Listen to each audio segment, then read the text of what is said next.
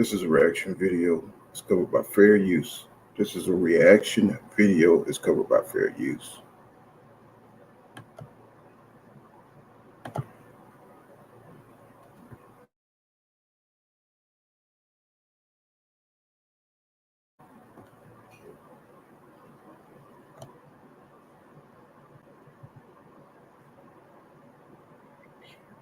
Oh, well, everybody know who I want next. I want Crawford next.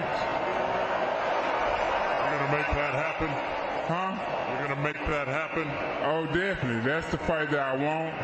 That's the fight everybody else want. Like I said, I'm going to get these straps that I'm going to go over there and take his shit too. All right. Errol, congratulations. Terrific fight this evening. Thank you, man. Now, strap season, y'all know what time it is, baby. Terrence, I'm coming for that motherfucking belt. All right.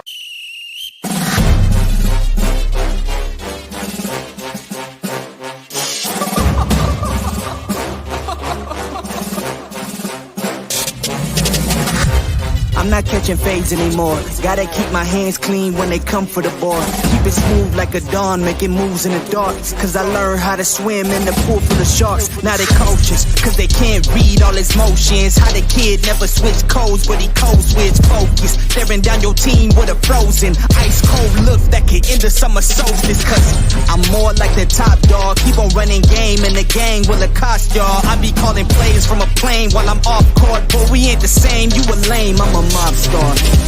Actually, I'm a top dog on a stat sheet. Off court, but I call plays for the athlete. Laughing when the cop cars try to catch me. Cause I rolled off in a taxi. Put my feet up, I'm relaxing. Singing Figaro with no accent. While I pull strings from the streets in. Do it all with a straight face, I'm the kingpin. Top dog, top flow, boss mode. I'm the kingpin. Showstopper, top dog, God vibes, I'm the kingpin. They know I'm a dog and a beast, man. Yeah, I keep the peace with a piece, man. I ain't got no.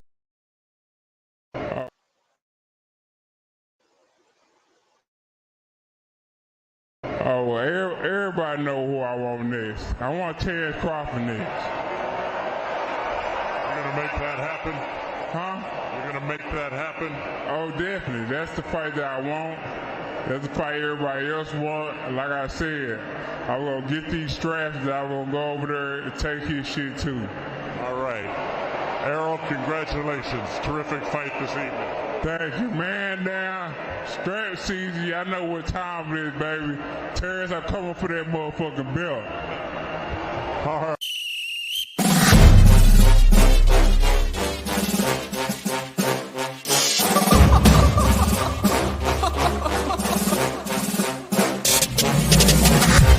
I'm not catching fades anymore. Gotta keep my hands clean when they come for the board. Keep it smooth like a dawn, making moves in the dark. Cause I learned how to swim in the pool full of sharks. Now they coaches, cause they can't read all his motions. How the kid never switch codes, but he codes with focus. Staring down your team with a frozen, ice cold look that could end the summer solstice. Cause I'm more like the top dog. Keep on running game and the gang will accost y'all. I be calling plays from a plane while I'm off court. But we ain't the same, you a lame, I'm a mob star. Actually, I'm a top dog on a stat sheet. Off court, but I call plays for the athlete. Laughing when the cop cars try to catch me. Cause I rolled off in a taxi. Put my feet up, I'm relaxing. Singing Figaro with no accent. While I pull strings from the streets in. Do it all with a straight face, I'm the kingpin. Top dog, top flow, boss mode. I'm the kingpin. Showstopper, top dog, God vibes, I'm the kingpin. They know I'm a dog and a beast, man. Yeah, I keep the peace with a piece, man. I ain't got no time for appeasement. Why would I respond to a pawn? I'm the. Hold up. If I let my dogs off the leash, then you might want to get out of Dodge while they eat. Honestly, think it's not the blood and the beef. If they don't leave anything behind that they eat. I can see you soft, ever thought about retreating? If you never have, then they'll give you a reason. Better watch your tone, lose your bass when you speaking. Underneath the mask is the wrath of a. When you learn how to smile in their face, then go cutthroat. Then they wanna call you a con when the blood cold. I remember starving while y'all had a truckload. Now I'm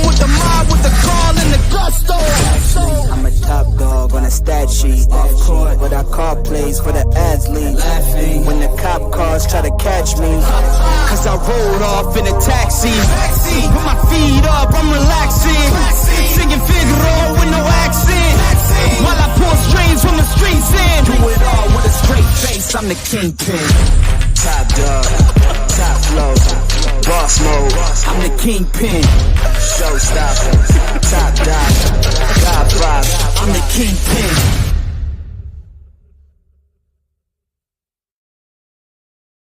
Well, what's happening? Good morning. Oh, I told you we're gonna try to start out early.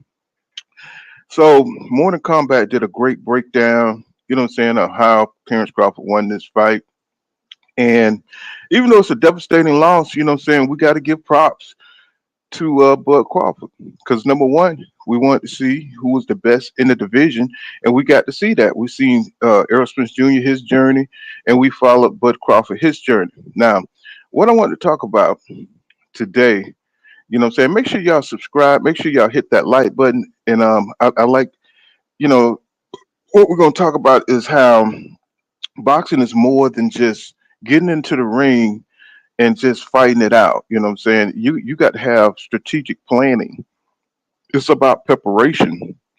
And Bud Crawford, one advantage that he had from a disadvantage is he had the last belt. He had the WBO belt, and he used that. You know, say let's think of it like the art of war, right? Think of it like Sun Tzu, right? When you at a disadvantage, you use your disadvantage to your advantage, right? So, and what I'm talking about is, you know, Earl Spence Jr. desire to become undisputed, right? So Earl wanted to become undisputed so bad that he was willing to stay at 147 for forever. You know what I'm saying? To get that one accolade. But what he didn't count on was, you know what I'm saying, he needed to stay active. He needed to stay preparing, you know what I'm saying, to fight at that weight. And see, one thing about see, if you look at Devin Haney, he was still at 135 when he became undisputed, when he beat lackluster George Kambosos to become to become undisputed, right? So it worked out for him. But for Errol Spence Jr., he just happened to have to fight, you know, a guy who's been preparing for this moment. That's why I think that Bud Crawford, you know what I'm saying, he walked away from negotiation because he wasn't quite ready. He got him a tune-up fight in, fighting David Avanesian, you know what I'm saying, staying active, you know what I'm saying. So I don't care if you're the fastest runner on a track team, right? You faster than the guy that you're competing against. If you don't practice, if you don't stay running, if you don't stay in competition, staying in tournaments, winning tournaments, guess what? The guy who's doing that, the guy who is out there running and practicing, he's gonna beat you, bro. Even though you might be the better runner, you know what I'm saying? He's gonna beat you because he's working, he's preparing to beat you, right? So you gotta, you know what I'm saying? I think he got outplanned, he got outwitted, EJ, and you know, Crawford already is a monster in the ring. So you got to be at the best of your ability on your best day. You can't just, you know, sit on the sidelines and try to train in the gym, you know. So you got to go out there and compete because you're pushing yourself to the limit and you're staying sharp. And that's the most important thing in boxing is staying active and staying sharp. And Crawford was able to use Errol Spence Jr. arrogance against him, thinking that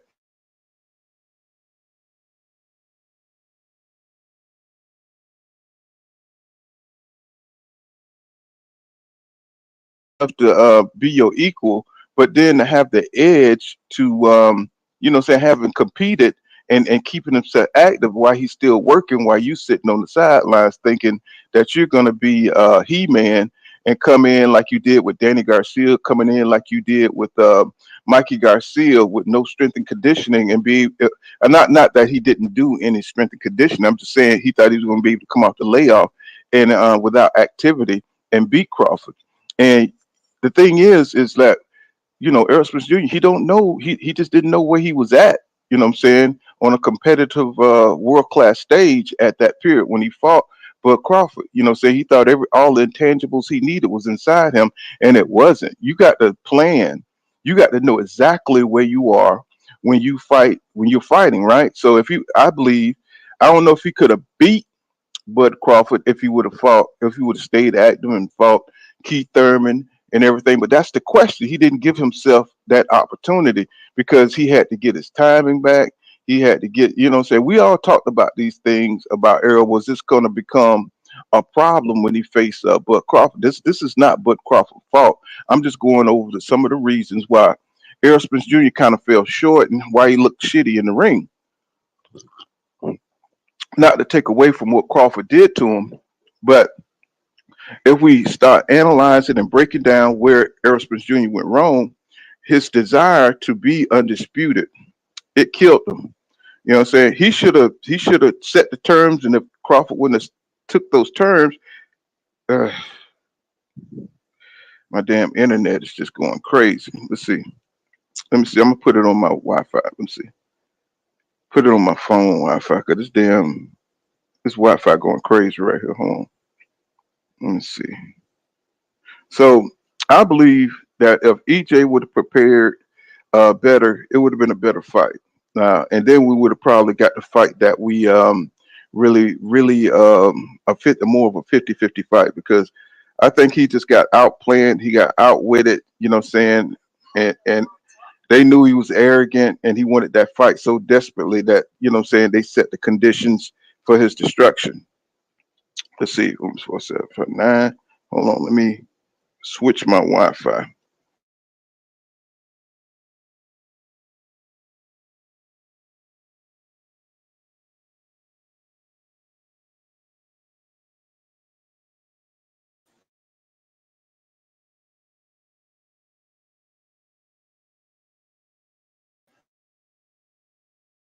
So I wanted to look at Mortal Kombat this morning.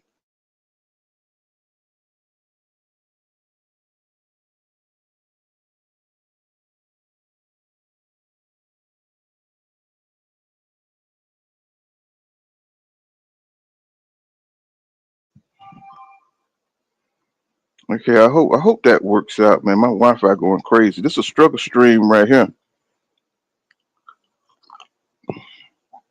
This is a struggle stream right here. Look like I can't get my Wi-Fi quite going. But let me holler at my people.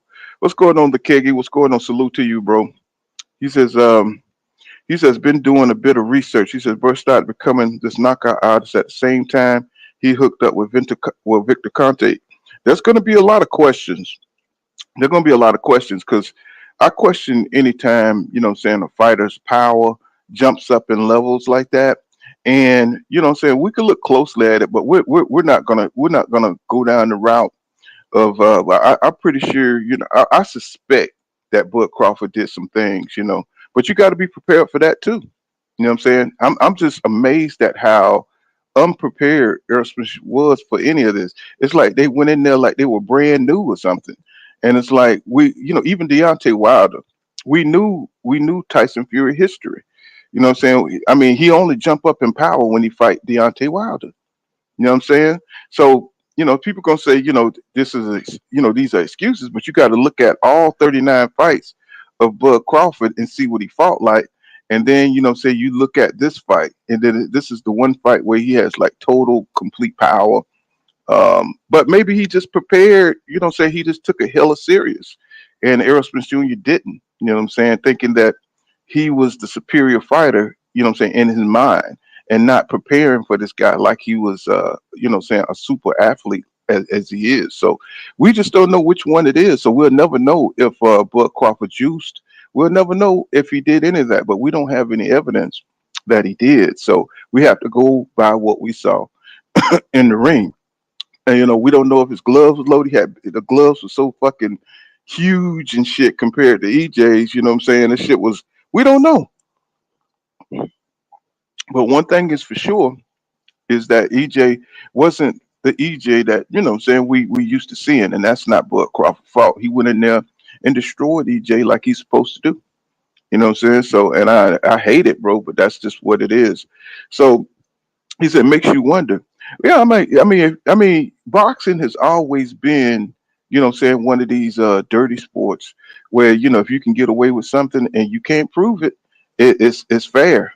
You know what I'm saying? And that's what boxing always been like, man. You know, so I don't care if they put something in your water. I don't give a damn what it is. When, on the surface, when you go out there and you perform badly or you perform well, you know what I'm saying? If nobody catches it, it's all good, bro. And that's the way it's been when Margarito beat shit out of Kodo, and you know what I'm saying, it just was what it was. You know what I'm saying? Everybody accepted that's what it was until, you know what I'm saying, he got caught in another fight with Sugar Shane Mosley.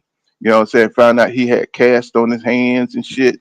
You know what I'm saying? Had to take Sean what the name Sean Mosley's trainer, Richardson, I think, caught that shit, and he was about to beat the shit out of Shane Mosley with them fucking cast iron hands. You know what I'm saying? So people don't believe it until you see it. You know what I'm saying? But you know the circumstantial evidence. You know what I'm saying? You know what I'm saying, you could suspect it, but if you don't catch it, you know what I'm saying, you can't say that it happened, right?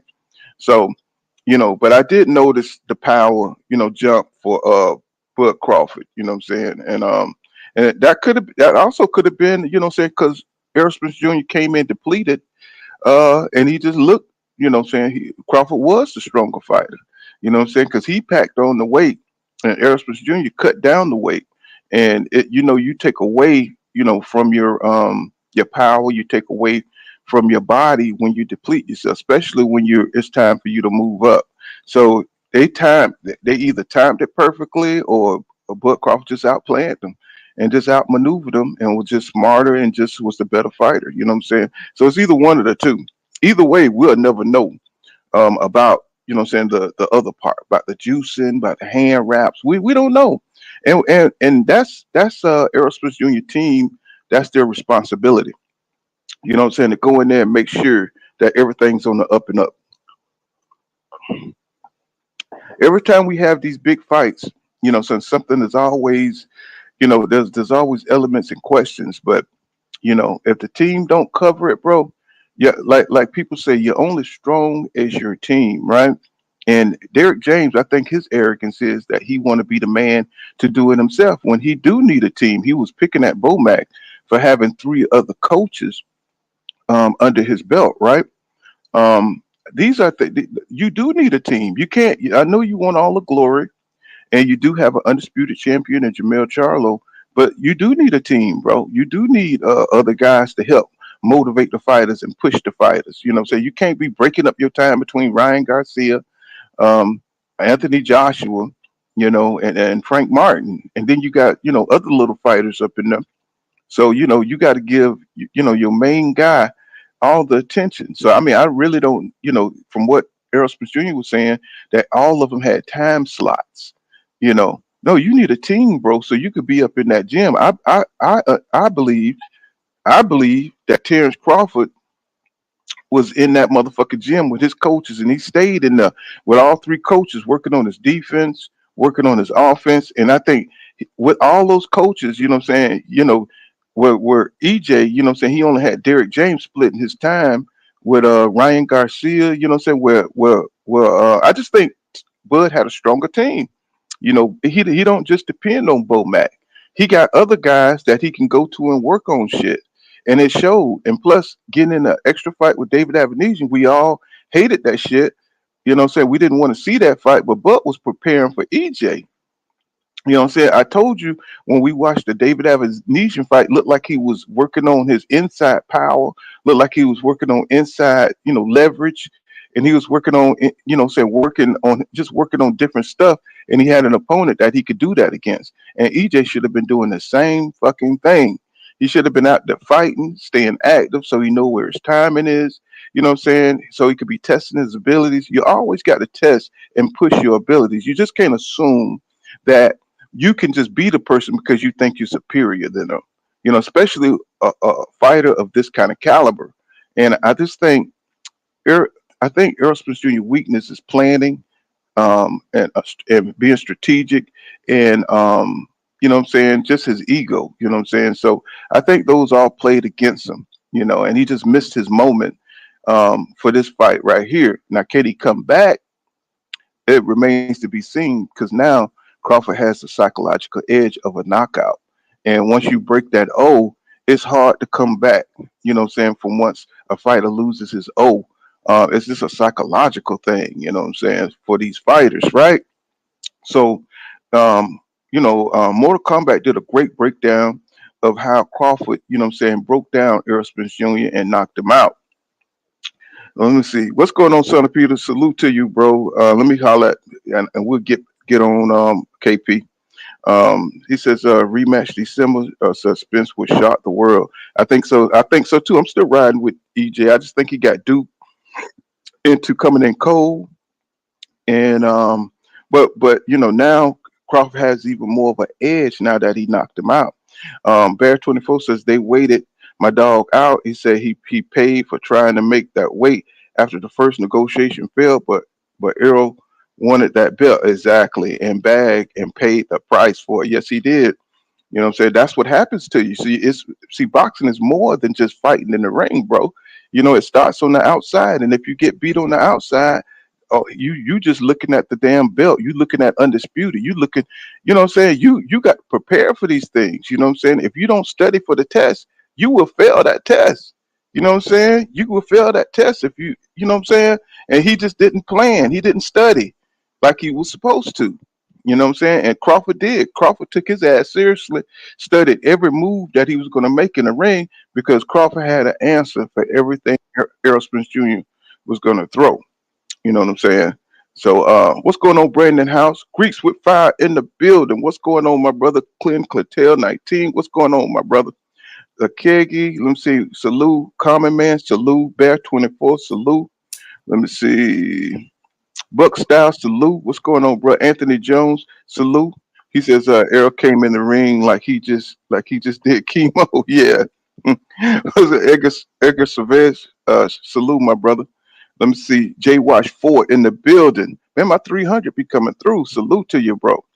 Kagan says EJ at 147 Shell. His body just didn't respond on the night. Yeah, and sometimes that happens. Sometimes that do happen. Sometimes you just have an off night, but I think it was more the planning. I think Crawford just planned for every moment, and he stayed with those three coaches, working on his offense, working on his defense. He had Shakur Stevenson there to operate it, to make sure his distance control and speed was. I just think he really stayed on task where Aerospace Jr. just didn't. He just didn't stay on task with it. He should have been active. He should have took that Keith Thurman fight, and I think that would have got him over the hump because he really didn't know where his skills were. You got to know where your skills are when you fighting a equal opponent. It's the small things like that that's gonna put you behind. And he just didn't know where he was. You know what I'm saying? Because you gotta push yourself to the limit to know where you are sometimes. And the person that's practicing, the person that's out there fighting, is gonna beat the guy who's sitting on the sidelines waiting around all day. And that's just simple common sense. And I'm trying to figure out why Derrick James didn't understand this. I'm trying to understand why Aerospace Junior team didn't pick this up. Why didn't the fans were saying you need to fight EJ? You can't stay sitting up there, just chilling while Bud Crawford is out here practicing. You know what I'm saying? Getting his shit in. You so worried about not getting a shot for undisputed that you're missing the big picture. Don't fight that man unless you ready. Don't fight that man unless your body can go 12 rounds at 147. You know what I'm saying? You need to get in there with somebody and push yourself and see where you at. You know what I'm saying? And we thought that's what he was doing, you know, instead of Yeah, thinking that you're just way better than this guy and that your talent or what in your will and your determination is will. going to Yeah, your overcome. will. You know what I'm saying? That's not gonna happen, bro. This man Not at is a that level. strategic. This man is a strategic assassin. You got to be a professional athlete first. You're a pro boxer, and that means they're all strategic. They know when to hold them. They know when to throw them. You know what I'm saying? And he's supposed to know that too. So he just the maybe what they call it, the hubris of youth. You know what I'm saying? The hubris. You too Mm. old for that. 33.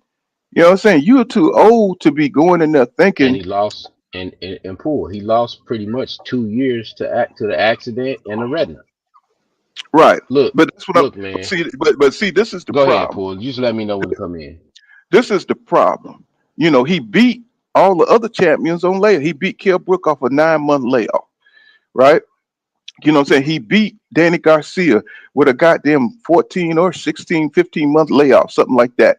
What I'm saying? So he's coming into these fights. He beat Sean Porter barely with what you call it, no strength and conditioning. So he got this sense of self, what I'm saying, thinking that he could overcome these obstacles with limited, what I'm saying, with the worst of himself. So he got a fake sense of confidence, what I'm saying, in himself to be able to overcome anything in the ring.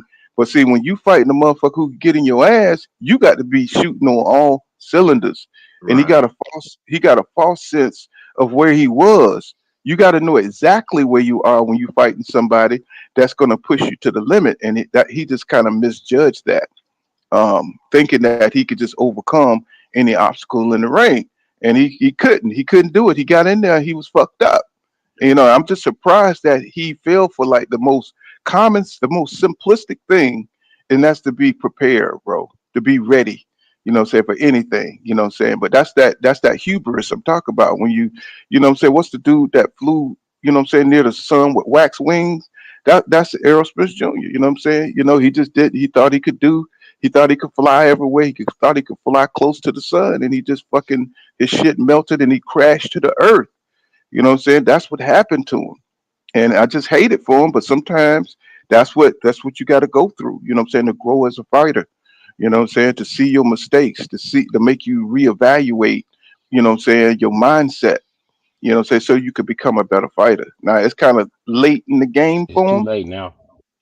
It's kind of late in the game for him, but it's just sad, bro. What's going on, KP? What's going on, DJ Black John? What's going on, Son of Peter? What's happening, y'all? What's I mean, up, I bro? let my man who wanted to go after you. I let him go first. Yeah, I got want to Hmm. drop. I'm gonna drop my 2 cents yeah, in. yeah. Hmm. Let me cook on this. Look, I picked Spence. I roll with Spence, and I'm riding with him till his career over. But Hmm. him fighting Terrence Crawford, he's never beaten him. Never. It's not about weight. It's not about none of that. The level of skill is too far apart for them two fighters. Look, at the end of the day, you about to find out with Charlo and Canelo too, because Canelo gonna back him straight up in a straight line, and the same thing gonna happen. Derrick James is not teaching defense, bro. At the end of the day, we can say what we want. If he was teaching defense, he would have been catching, slipping, and all of that. None of that happened. And if you look at the But way why? Earl But why? Spence But, fought but why? Sean But, Porter or Darren but, Garcia, but why do you his think defense, that? Because he Why learned do you, from Roger Mayweather. He already said who taught him how to train. no, no, no, no. I'm Derrick saying, have Derrick you James seen have Derrick you James seen doesn't teach it. have you seen EJ defense in the past? Yeah, he can catch and shoot real good. Right. He was I able mean, to. I'm just asking common I'm sense stuff, not just to like. I'm about to answer. I'm about to answer. Okay. This is what I'm telling you. As I watched him in the pre build up to this fight, Mm-hmm. I'm looking at Derrick James and I'm looking like, why you keep standing in the right hand stance when everybody keep telling you Terrence Crawford's best stance is the left hand? If you go back and you watch the all accesses, he's standing in the Mm-hmm. right hand stance every time. Brother, he's coming with the right hand first and the left hand behind. He coming as a southpaw. All of us was talking about this online. We knew Right. this. Right. Right. We knew this. How the hell we know this and the coach don't know it? So when Right. Derrick James was at that press conference and he started talking crazy, I said that ain't normal like Derrick James. He don't never do that. He was talking like that because he was really worried, but he couldn't tell us that. Derrick James blew this for his fighter because he didn't properly train him and prepare him for the fight. This is no different than Mark Breland with Deontay Wilder. It's no different. Okay. What you got, DJ? Well, all right. So my opinion on that whole fight was the fact that Terrence Crawford. Well, like my man was saying, as far as the things we knew about Terrence Crawford, the stance he was gonna have. But what I was saying previous to it, I had Errol Spence winning because I didn't think Terrence Crawford could be mobile. He didn't have to show his mobility for the previous 7 fighters. You know what I'm saying? He didn't have to show that. Against Errol Spence, made him get on the Errol Spence made him get on that wheel early in the second round. You know what I'm saying? When he started to attack him. So Terrence Crawford had to move around him. When he moved around him, Errol Spence wasn't prepared for that fast, that speedy counter. Sean Porter is relentless on his counters, and Danny Garcia is too, but they ain't as fast as Terrence Crawford. So he wasn't he ain't prepared for that speed. He should have trained with, just like Terrence Crawford had Shakur Stevenson in there training, and I knew what that move was. That was for better combination, to be able to defend a master boxer's combinations. You know what I'm saying? That's for one. Right. And not only to defend it, but to be able to counter it. You know what I'm saying? Because Shakur Stevenson is a trainer and a master boxer. So and then aside from that, when he got caught with the jab, I was like, I've seen fights where Errol Spence turned completely around. This time he didn't turn away from it. He tried to absorb it and he got dropped in. And that one thing he wasn't prepared for. He wasn't prepared to even though he trained with Jamel Charlo, he still wasn't they probably pulled back on him in training because he wasn't prepared for those type of stiff jabs. You know what I'm saying? So that's what I think it was. I think the same way he did Danny Garcia would keeping Danny Garcia at the end of his jab, Bud Crawford did the same thing. Then my last point to that is Bud Crawford is already have a background in wrestling. So when they got close, like my comment up here on the screen, his grappling, how he was able to wrap Errol Spence up and with his free hand shoot the pop. You know what I'm saying? That's why when they come up out the clinch, Errol Spence was going down to the canvas, because he a master grappler. So Errol Spence wasn't prepared for the wrestling part either.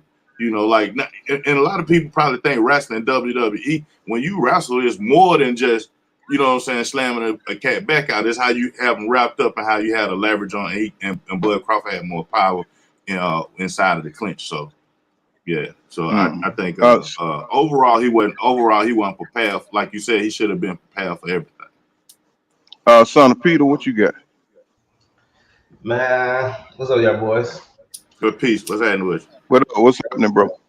Bro, as far as on Terrence Crawford, man, I have to give it to him. He did his homework because Spence had zero success in that fight.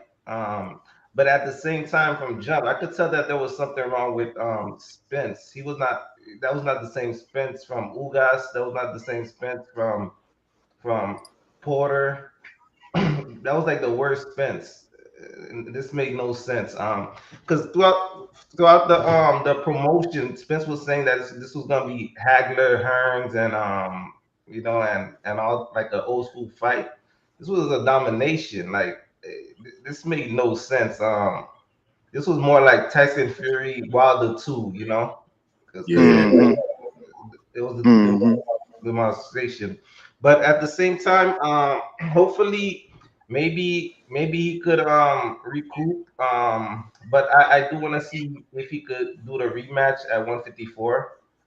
Because at the same time, Errol is he's still a dog.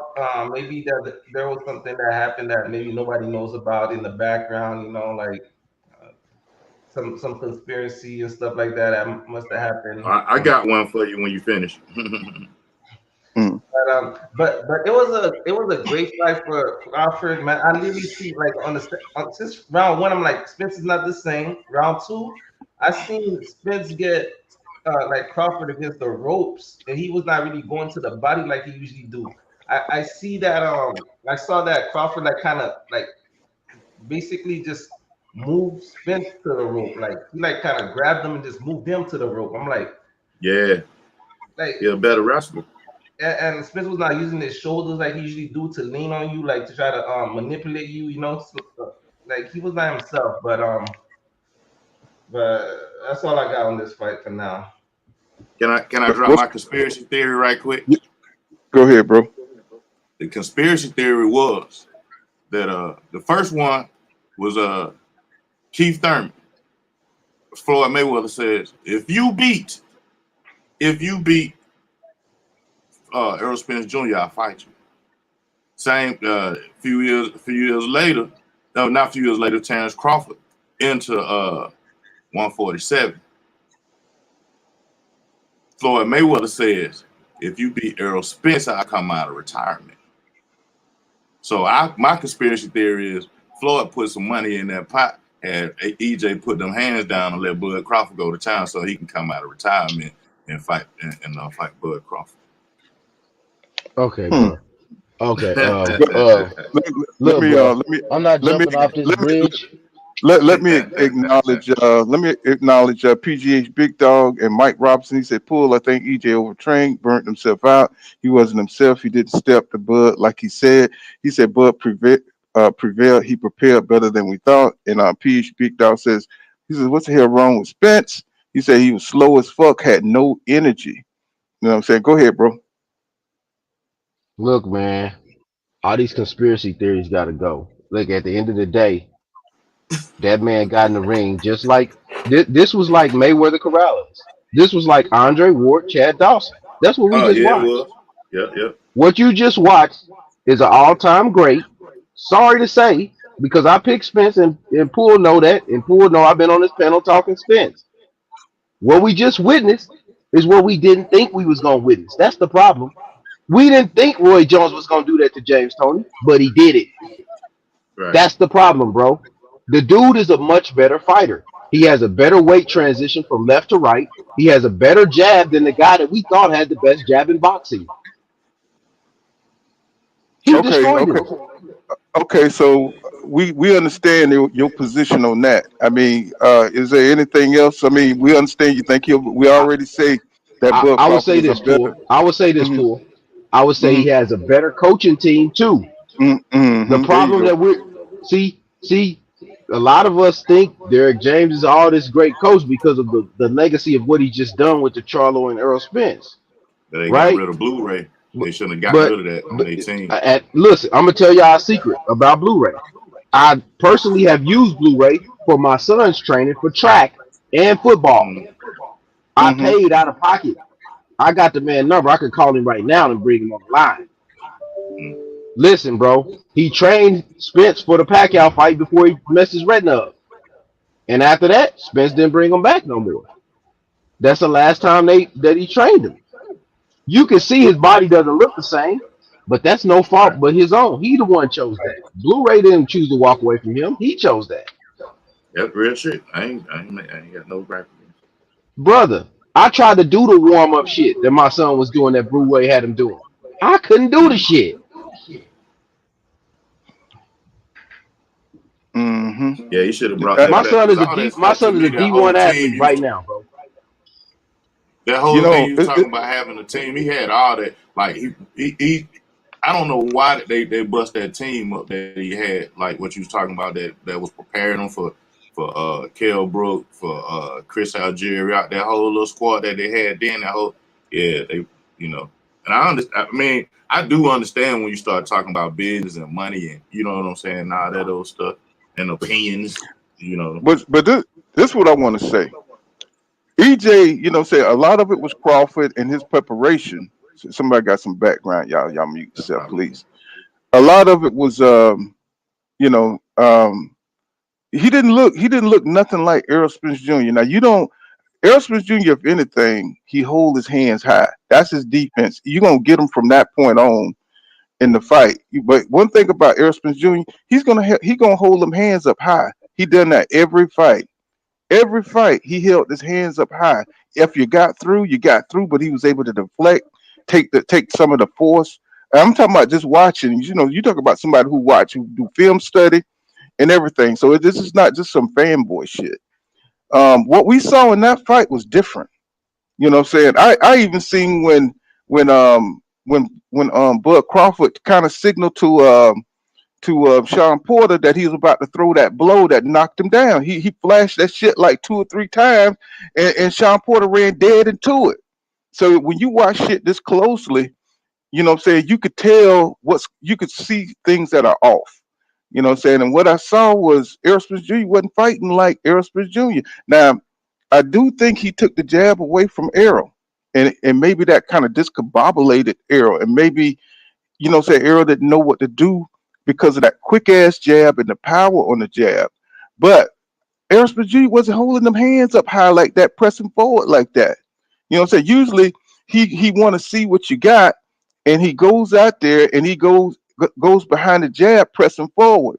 But in this fight, he did not put them hands up. Like they had the hands kind of like halfway, and I'm just like trying to figure out. This is a different way we saw him fight. This is before they even, Crawford even started in with the skill and everything. He wasn't fighting like EJ. You know what I'm saying? EJ always starts out strong. Whether he get knocked out or not, whether he get hit or not. You know what I'm saying? He usually come out with the high guard. And he's go right across the ring and he start throwing behind the jab. So did we see that this fight? You know what I'm saying? I'm just talking about common sense shit. I'm not talking about Crawford being a better fighter or, putting an explanation point. We're analyzing what went on in the ring. And we're Right. gonna break All the stuff he we're did, gonna all the we're stuff gonna wrong. we hold He hold did. on. We're gonna break down, say because Mortal Kombat did a great breakdown of how Crawford destroyed Spence in the ring. But I wanna from on the Errol Spence side, he didn't look like Errol Spence Jr. Yeah, can That, I that speak nigga on? was go ahead, bro. No, I Hmm. just wanted to speak because I have been thinking about this since the fight happened, bro. That shit was shocking, bro. And I'm a big Spence fan, so that shit was hard to watch. So I just really been thinking about what it was, what happened. And you're right, he wasn't himself, but I want to put something out that a lot of people not talking about. And I'm gonna use Hmm. myself because I don't know what everybody else feel. I'm gonna use myself, right? A lot of us who've been keeping up with Spence since the Olympics from day one, we know what we saw. We know who that guy was, bro. We know who Errol Spence is at his best, right? We know what he is. And Hmm. what me, I'm gonna use like I said, I'm using me to kind of put this perspective. Full counter, that I prefer outside fighters, pure boxers. That's right. That's right. EJ was the only pressure fighter I ever liked in my life and rooted for. You know why? Because he wasn't just a pressure fighter. He was balanced. I liked EJ Mm, because he was able to put pressure on when it was time to put pressure on, and he would box when it was time to box. So that myth that they said that EJ can't move and he don't have footwork, that was a lie. But key word cool was that was a lie. I'm about to break something down for y'all, bro. Ever since that accident, bro, we got to be honest with ourselves, bro. We did not see that versatile fighter in EJ since that accident. We did not see EJ back up and fight somebody from the outside after that accident. The closest he got to it was Danny Garcia, where his movement was slightly what it used to be, but not quite what it was used to be. But pull every fight after that, which is really just Ugas and Terrence Crawford. Errol Spence's feet progressively got slower and slower to the point where EJ he wasn't versatile at all. He wasn't versatile against Ugas. He damn sure wasn't versatile against Bud Crawford. I don't think EJ can move like that no more. I mm, haven't seen it. I haven't seen it since the accident. So EJ is no longer that fighter that we fell in love with, that guy who was a boxer puncher who can also turn into a pure boxer whenever he wanted to. I don't think mm, EJ mm, has the legs to be a pure boxer no more. He don't move the same, Paul. And that might explain mm. why he not training with Blu-ray. His body probably can't take the training no more. That's some intense training. Wow. The reason I'm gonna bring that up, I'm a former athlete. I played football in college. I'm a former athlete. I played linebacker, bro. And I had an injury. I had my two biggest injury was I injured my neck in high school and I injured my knee in college, right? Now I'm 34 years old, poor counter. I ain't put on pads in years. I still feel those injuries to this day. So there's no way Mm, EJ not feeling the injuries from going through a windshield, bro. There's no way he not feeling it. So what mm, I'm saying is, bro, I don't think me personally, when I watch this, my favorite fighter, Errol Spence, bro. I love this dude to death, like a brother. Errol Spence is not able to be that versatile fighter that we fell in love with no more. That's why the skill gap was so great. I'm not using this as an excuse. Terrence Crawford did what he did, but it's a lot of clues that we had, bro. Stephen A. Smith was the first one to point it out, and I called him crazy because I didn't want to believe it. He said Errol Spence not the same. He said if you would have asked me before the fight who would have won, Stephen A. Smith said he had Errol Spence beating Terrence Crawford before the accident. He said after the accident, I don't. I didn't want to believe that, bro, but I'm going back and I'm looking, bro. I haven't seen EJ box since the accident. He been coming forward and only coming forward since he had the accident. Only coming forward. That's it. He been a So let me bulldozer ask. since. So I'm gonna drive home. I'm about to drive it home right now. I promise. So what I mean by this is what I'm trying to say is, bro, that EJ is only functioning at like 50%, bro, because he don't have the legs. Like he basically Canelo. And I know y'all don't want to hear that. People gonna hate me for saying this shit. Errol Spence is Canelo, bro. He don't have lower body movement no more. All his explosiveness, all his movement, all his shiftiness, that shit coming from his upper body. He don't have the legs no more. He not quick. Oh, he not quick overall no more. He not putting himself in position no more. He Let me not. Yeah, because Derrick James was telling him to shift, and he did not shift. He couldn't shift. Let me in, man. Stop it. Stop it. Earl Spence was drugged, man. He The what? man was drugged. I heard a lot of people saying that. I heard a lot. I don't know how much about that. They say he was on, like he was high. People were saying he was high Hey, and all look, kind of man. shit. man. Look, when he said something about those belts, when he said something about 3% of them belts, they was on his I ass. mean, I hear everything y'all saying, They was on his I ass, ain't going man. for but no it looked drugs like though, it man. looked like Nah, Earl man. He Them Spence got niggas just too. fell off a They cliff. too pro. They nutritionist. too much of a pro They for got that, to bro. his nutritionist. One They at a got to time, his fellas. nutritionist. One at a time. After the weigh-in, he didn't hydrate back up to it where he usually fight at. He looked weak, man. That man came to that ring weak, man. Already, just whoever said he looked like the second Wilder fight, that's true. Same thing happened to Wilder.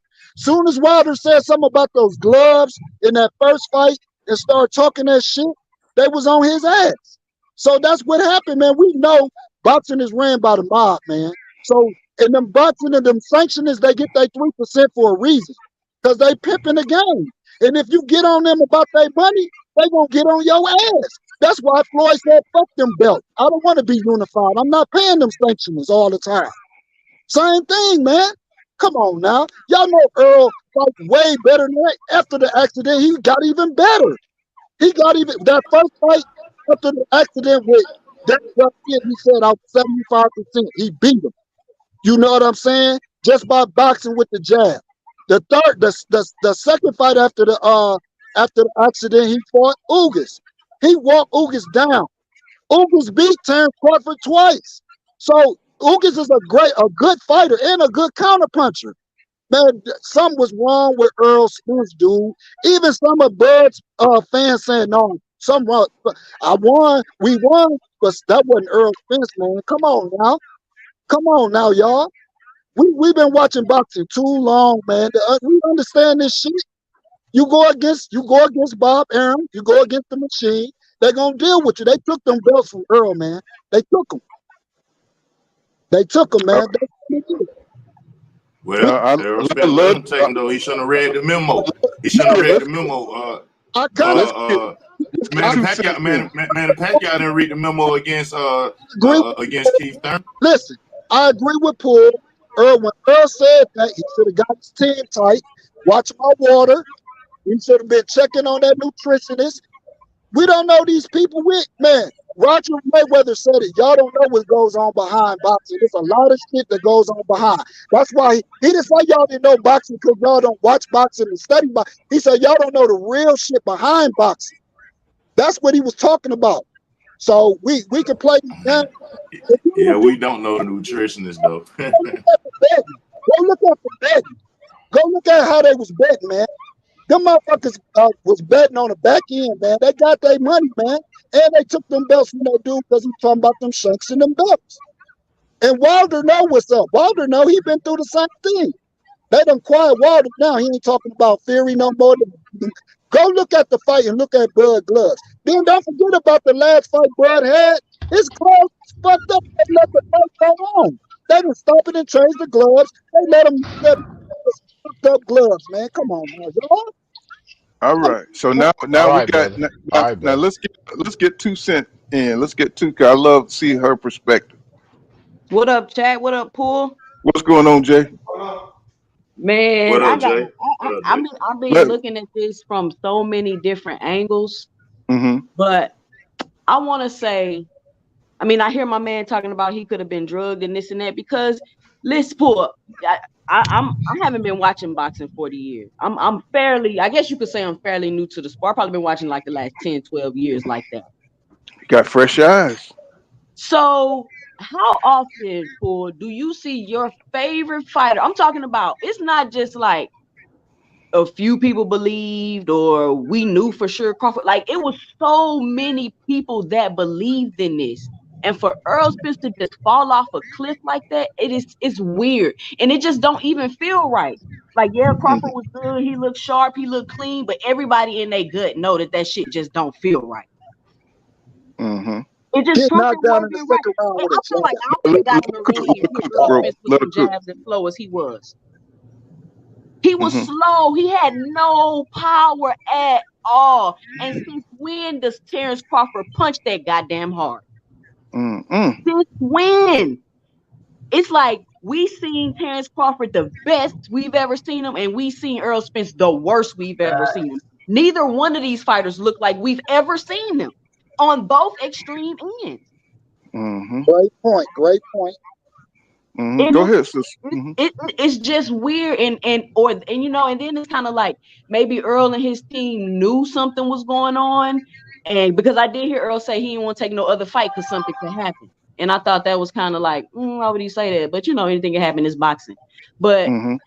I don't know. I don't know if Earl got something going on we didn't know about. I don't know if he had some stipulations within the contract that put him at such a disadvantage, because he did say I did things that my team didn't even think I would do. And we thinking that mean he talking about money. He probably wasn't talking about money. He probably wasn't talking about money. So it ain't no telling. He didn't look good coming in the ring. It's just for him to fall off the cliff at the biggest fight of his life is weird. It's extremely weird, and we just gonna have to sit back and wait and see what eventually comes out. But I mean, Terrence Crawford So, won. He beat Spence, and I don't know, was Terrence Crawford making the fights go longer throughout his career so he wouldn't look as good? Like what? How did this jump up in levels just come just all of a sudden? Like you the sharpest, you the best, you hitting the hardest, you knocking Spence head back with a jab. Like I've never seen you do that. Bro, we Yeah. be real with y'all, but we gotta start paying attention too, bro. Like, I try to bring it up. Everybody got their own, everybody, because this shit was so big on everybody that everybody have their own theory. You have to have one because it's so emotionally, it's so It's too we so emotional emotionally for too invested. many of We us. invested into it. So, but I I like need Bud. people to use this I ain't logic. I emotionally like Bud. invested in I this need shit, people to Jew. use their I logic. like Like Stop, Bud. stop. I Let lost him my talk. money, Let so him I talk. don't One go. at a I ain't time. emotionally One at a invested Nothing time. in this against shit. No, Bud. let me finish, This is bro. How nothing y'all oh, gonna against jump in? Bud. It's nothing oh, against Bud. It's bro, against the sanctioning belts and the But listen, commission.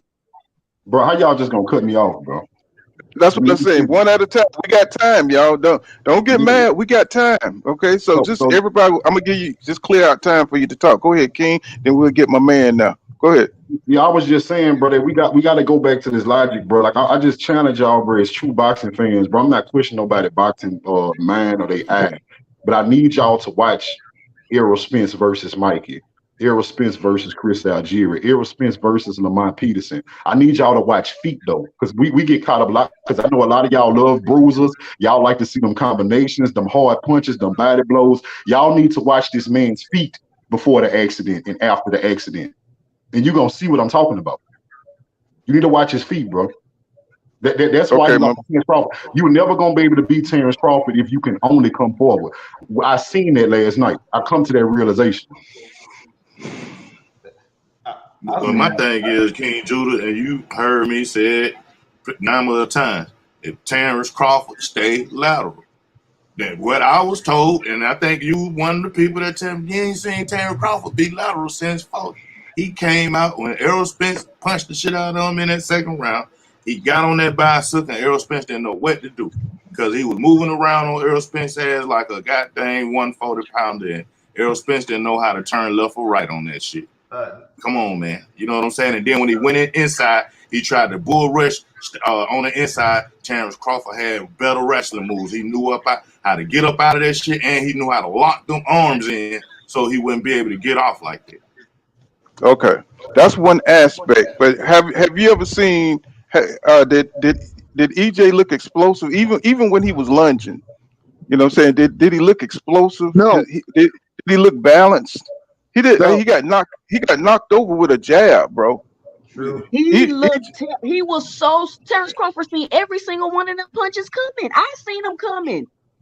I'm telling y'all this, like I said it when I first came up. Bo Mack and them been training for Earl Spence for over 5 years. Earl Spence and Hmm. them acted like he was nothing. He came in that ring and he had already planned this out for that man. They've And been playing games. that's Derek, no, hold understandable. on, sister, hold on. I didn't cut you off. Derek James and them have been playing games. I love Errol Spence. I thought he was gonna win the fight. I went to the man's fight in Dallas. Look, man, that man. Ever since they met in Oklahoma, they've been studying tape of that man, and they played games thinking Terrence Crawford was less than what he was. Terrence Crawford threw Sean Porter off like a rag doll, didn't he? Y'all seen him do that to Mm-hmm. Sean Porter. That's what Terrence I said. Crawford ain't no Mm-hmm. weak dude. I met the man in real life, y'all. Terrence Crawford ain't weak. I'm telling you. He may weigh 147, but that man is strong. And he showed them because they thought they was going to walk him down and just walk over him. And he ain't playing. He came in there with that.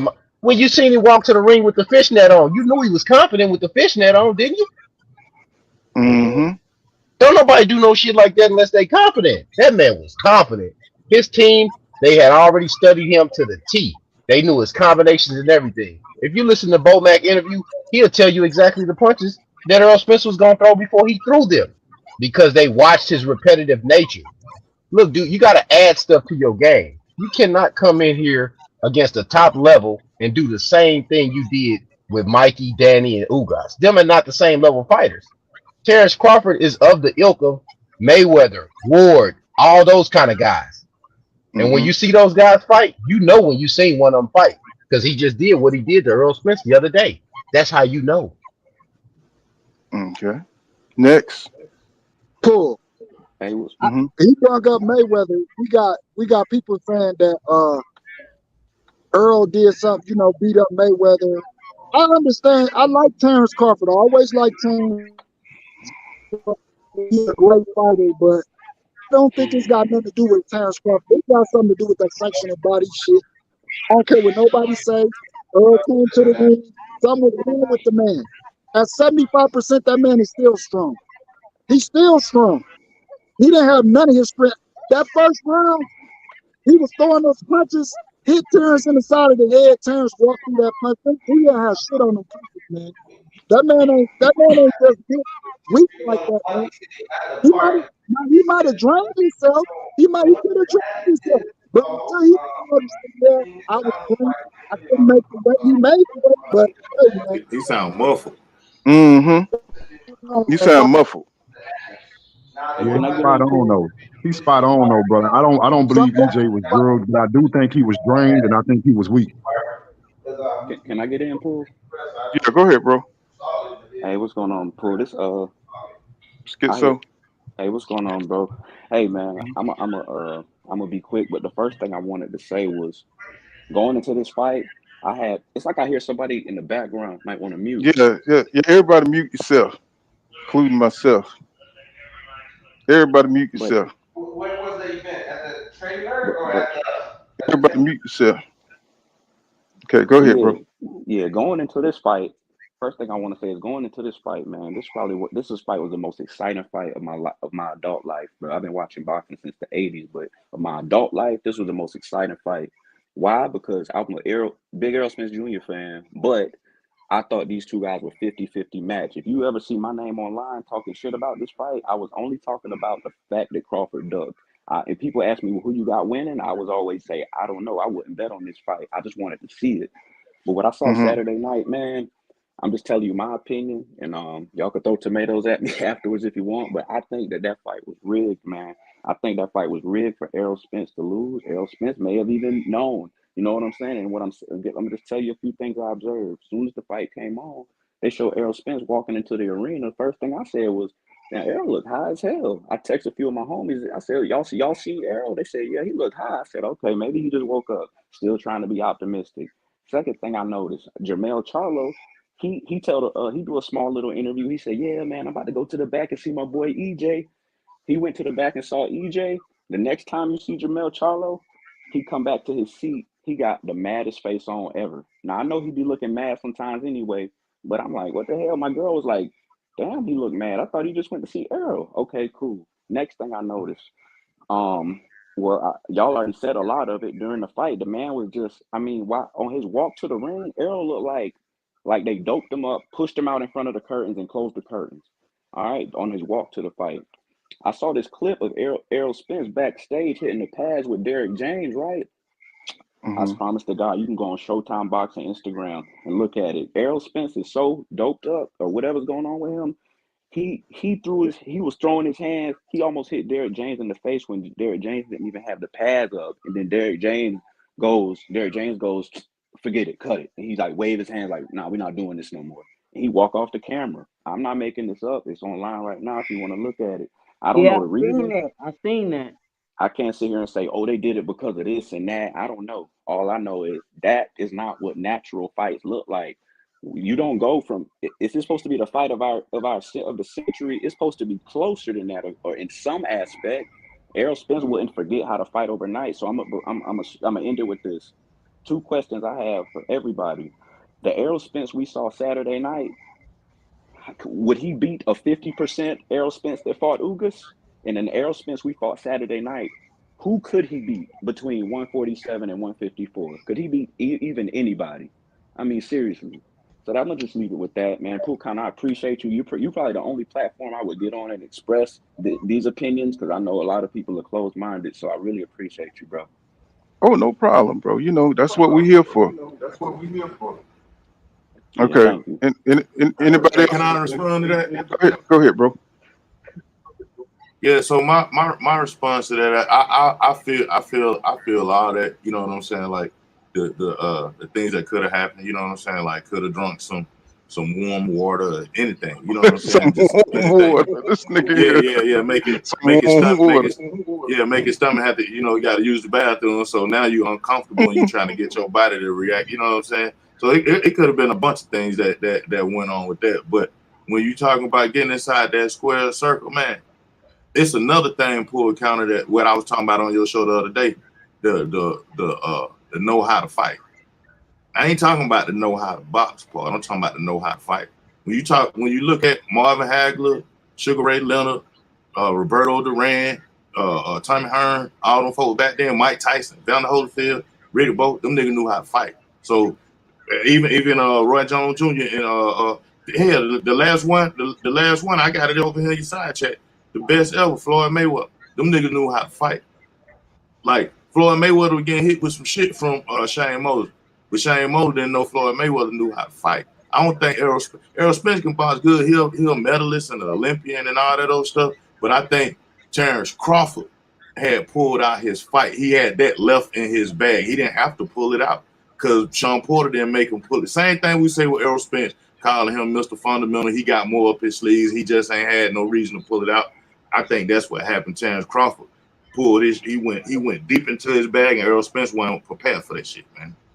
Man, I hear what you're saying, but it just it's not even, nobody's even like, oh, Terrence Crawford was just so good he made Errol Spence look like that.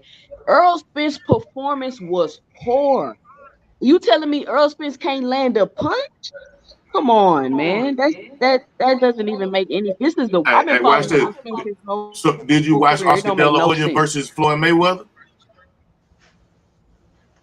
No, listen. Errol Spence did land punches though. Errol Spence, if y'all go back and watch that fight, bro, Errol Spence landed a couple good ones on Terrence Crawford. He had clean shots. They didn't have no effect on Crawford at all. Same like He Oscar had De no La Hoya power. versus Floyd Mayweather. The same thing. You got a master boxer in there. Oscar De La Hoya threw his whole load, man. And y'all seen on the replay, even in slow motion, they got it all over YouTube. That man didn't catch, he didn't land not damn on Floyd. And Floyd stood right in the pocket. Same thing with Terrence Crawford, stood right in the pocket with Earl. It's No, possible, people. That shit is difference possible, is man. Errol Spence landed power punches on Crawford. Like Oscar De La Hoya never got Floyd good enough to land a power punch though. There was flurries that he was barely grazing Floyd. Like Errol Spence caught Terrence Crawford with at least 4 power punches clean, and they did nothing. But that Spence that fought on Saturday though, I can do, like, for example, the Tommy Hearns that lost to Sugar Ray Leonard. Even though he lost, I can look at that Tommy Hearns and say, oh yeah, that Tommy Hearns just lost in the 15th round. But he, on any night, that Tommy Hearns could beat Roberto Duran. He could be any top 10 welterweight. He just lost in the 15th round. That Errol Spence that fought Saturday night, just name anybody you think he could beat. That guy right there, who could he beat? Yeah, I mean, Cool, let me I ask just you a want. question. Can I ask you a question? You say you've been Go ahead. watching boxing 40 years. How many times have you seen? Because maybe I'm spoiled because I came in like a Mayweather era, and you just know he's finna win. You know what I'm saying? How Right. many times have you seen somebody you believed in and your favorite fighter just fall off a cliff? I saw it with Roy Jones. You know what I'm saying? I saw it. You know But what I'm saying? you know, Roy Sometimes, Jones was doing things to fall off a cliff, going up in weight, coming down, only focusing right. on his athleticism. Like, Hmm. I don't know, Yo, man. no. I understand what you're saying. That's the question. Shit. That's Vernon y'all. Forrest. Y'all Go ahead, mute my bad. yourselves because we got some background, bro. It's like it's throwing you off when you're trying to make your point. Um, I didn't see EJ. I didn't see. See, a lot of people see we giving Crawford. He did what he's supposed to do. I want people to understand that, and I don't want us to conflate things because now we just analyzing what went on in the fight. Okay, let's say on Crawford he was the superior fighter. Let's give him all that, right? Now we're looking at EJ what he brought to the table. So I want to divide it, and we got to keep it divided because nobody's saying overall that Bud didn't do what he's supposed to do. So I want people to hold that, put a pin in that right there, and not conflate the two. Because now we're looking at what happened with EJ. What EJ did we see? What was going on with him? That's what we're looking at, and we're trying to isolate everything. So I don't want people coming in here saying, "Oh, Bud, just he's just a better fighter," and we got that. We want to be now. We're just breaking it down and seeing what we saw in Errol Spence Jr. is what we're doing, right? Okay, he's the Bud is the undisputed. He's twice undisputed. He got all that, right? He won the fight. He dominated. Okay. So now we want to look at what's going on with Errol Spence Jr. What Errol Spence Jr. did we see in the ring?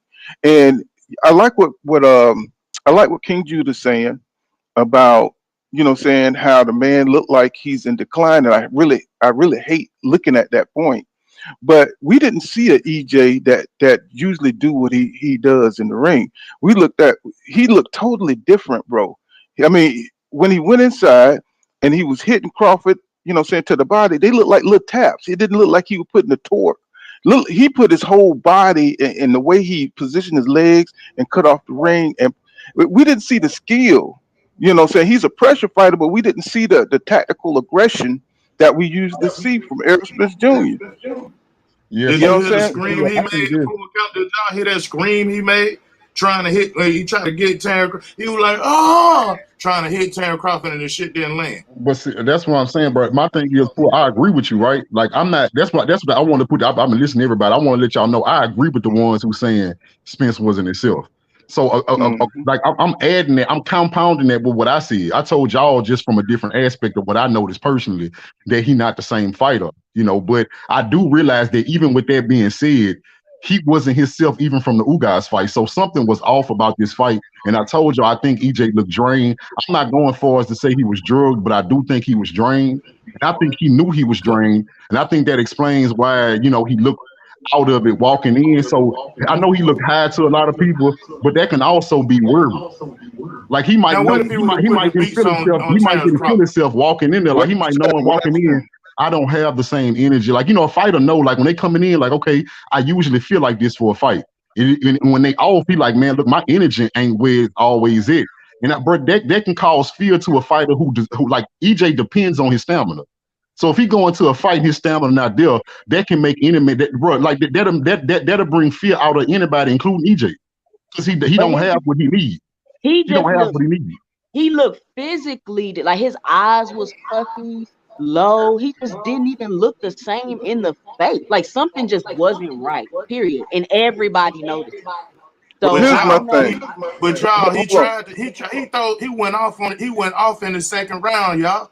If he would have put the beats on Terrence Crawford every time, we wouldn't be saying that, man. Terrence Crawford just didn't allow that man to put the beats on him. No, it's not the fact that he lost. It's just how he lost. We He got to didn't lose. He hold didn't on. even compete.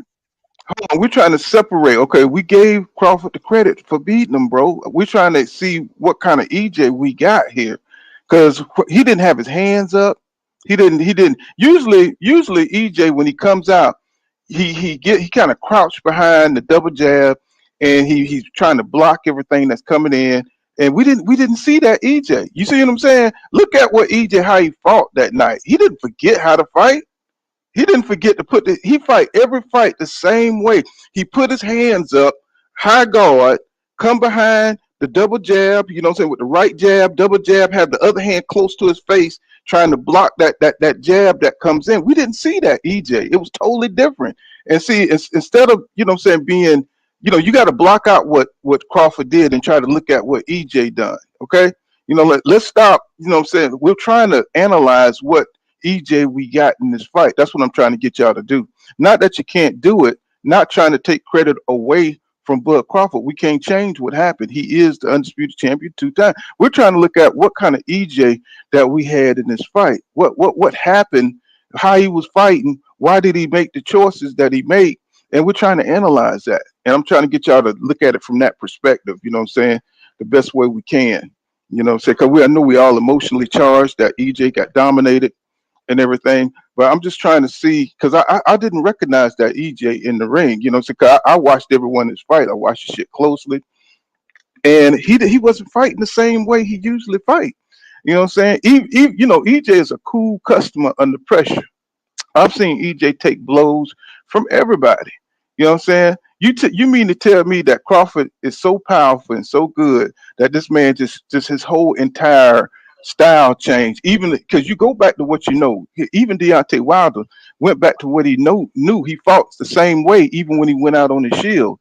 You know what I'm saying? EJ, he started doing shit that was out of character. You know what I'm saying? That's what I want y'all to see. He was doing things out of desperation, and he was doing things that was you know what I'm saying, that just wasn't in his repertoire. You know what I'm saying? He was the one that was reaching the whole fight. He was the one that was trying to pull out shit, you know what I'm saying, that he knew was going to get him fucked up. You know what I'm saying? I couldn't understand that. I said, okay, you watch Crawford fight. You know, it's almost like they just went in there like they didn't know what Crawford was going to do, unprepared, and he was just in there just trying to figure out the fight. You know what I'm saying? Like they were in a street fight or something. It looked like he was street fighting and Crawford was a professional boxer. That's what it looked like. And I'm saying that don't seem right, because EJ is usually more tactical. He's more, you know what I'm saying? He's just more measured. And in this fight, I didn't get a sense that's who he was in that ring. He was in there and he was getting falumaloom, bro, at all parts of the game. You know, not coming behind the jab, not trying to, you know what I'm saying, faint. He wasn't fainting. He wasn't doing none of that shit. And his hands wasn't up. I was just like, what's going on here? So that's what I'm trying to get y'all to see, instead of just looking at what Terrence Crawford, he did what he's supposed to do. But what the hell was Errol Spence Jr. doing? What was he doing? You know what I'm saying? Not listening to his coach. His reaction time was off. His timing was off. Everything was off. His defense was off. He wasn't shooting and catching. And I mean, you know, as for a person faster than you, you can block the punch. You can play defense. You know what I'm saying? If you don't even have to engage. But see, he every time he tried to engage and shit, he ain't had no defense. He was getting hit with the jab repeatedly, over and over, easily over the top. His face got busted up from a jab in about 3. I'm talking about from round 1. His face started getting busted He up. was bleeding after the first round. Right. So I'm saying, we looking at. I mean, what do y'all think, man? I'm like, that wasn't the same. That wasn't the same. And I think the EJ. I gotta go. I gotta go. Yeah, I appreciate you having me up, Paul. Right, no doubt. I think I'm just gonna say real quick. I think if Errol Spence, the one we saw Saturday, he on the lead up to this fight, he would have been getting destroyed in sparring. Like, think about that. If he was sparring people with that energy or anything close to that energy, he would have been getting destroyed. That is not what. That was not even a 45% EJ. Yeah, somebody said that they saw his ass puffy in the locker room. Like, somebody just said that. I don't know if it was in the comments or on the panel. Somebody did point out that EJ looked bruised up before the fight, so that's possible that he was getting beat up this morning. Well, I'm just trying to figure out. Y'all think the pressure?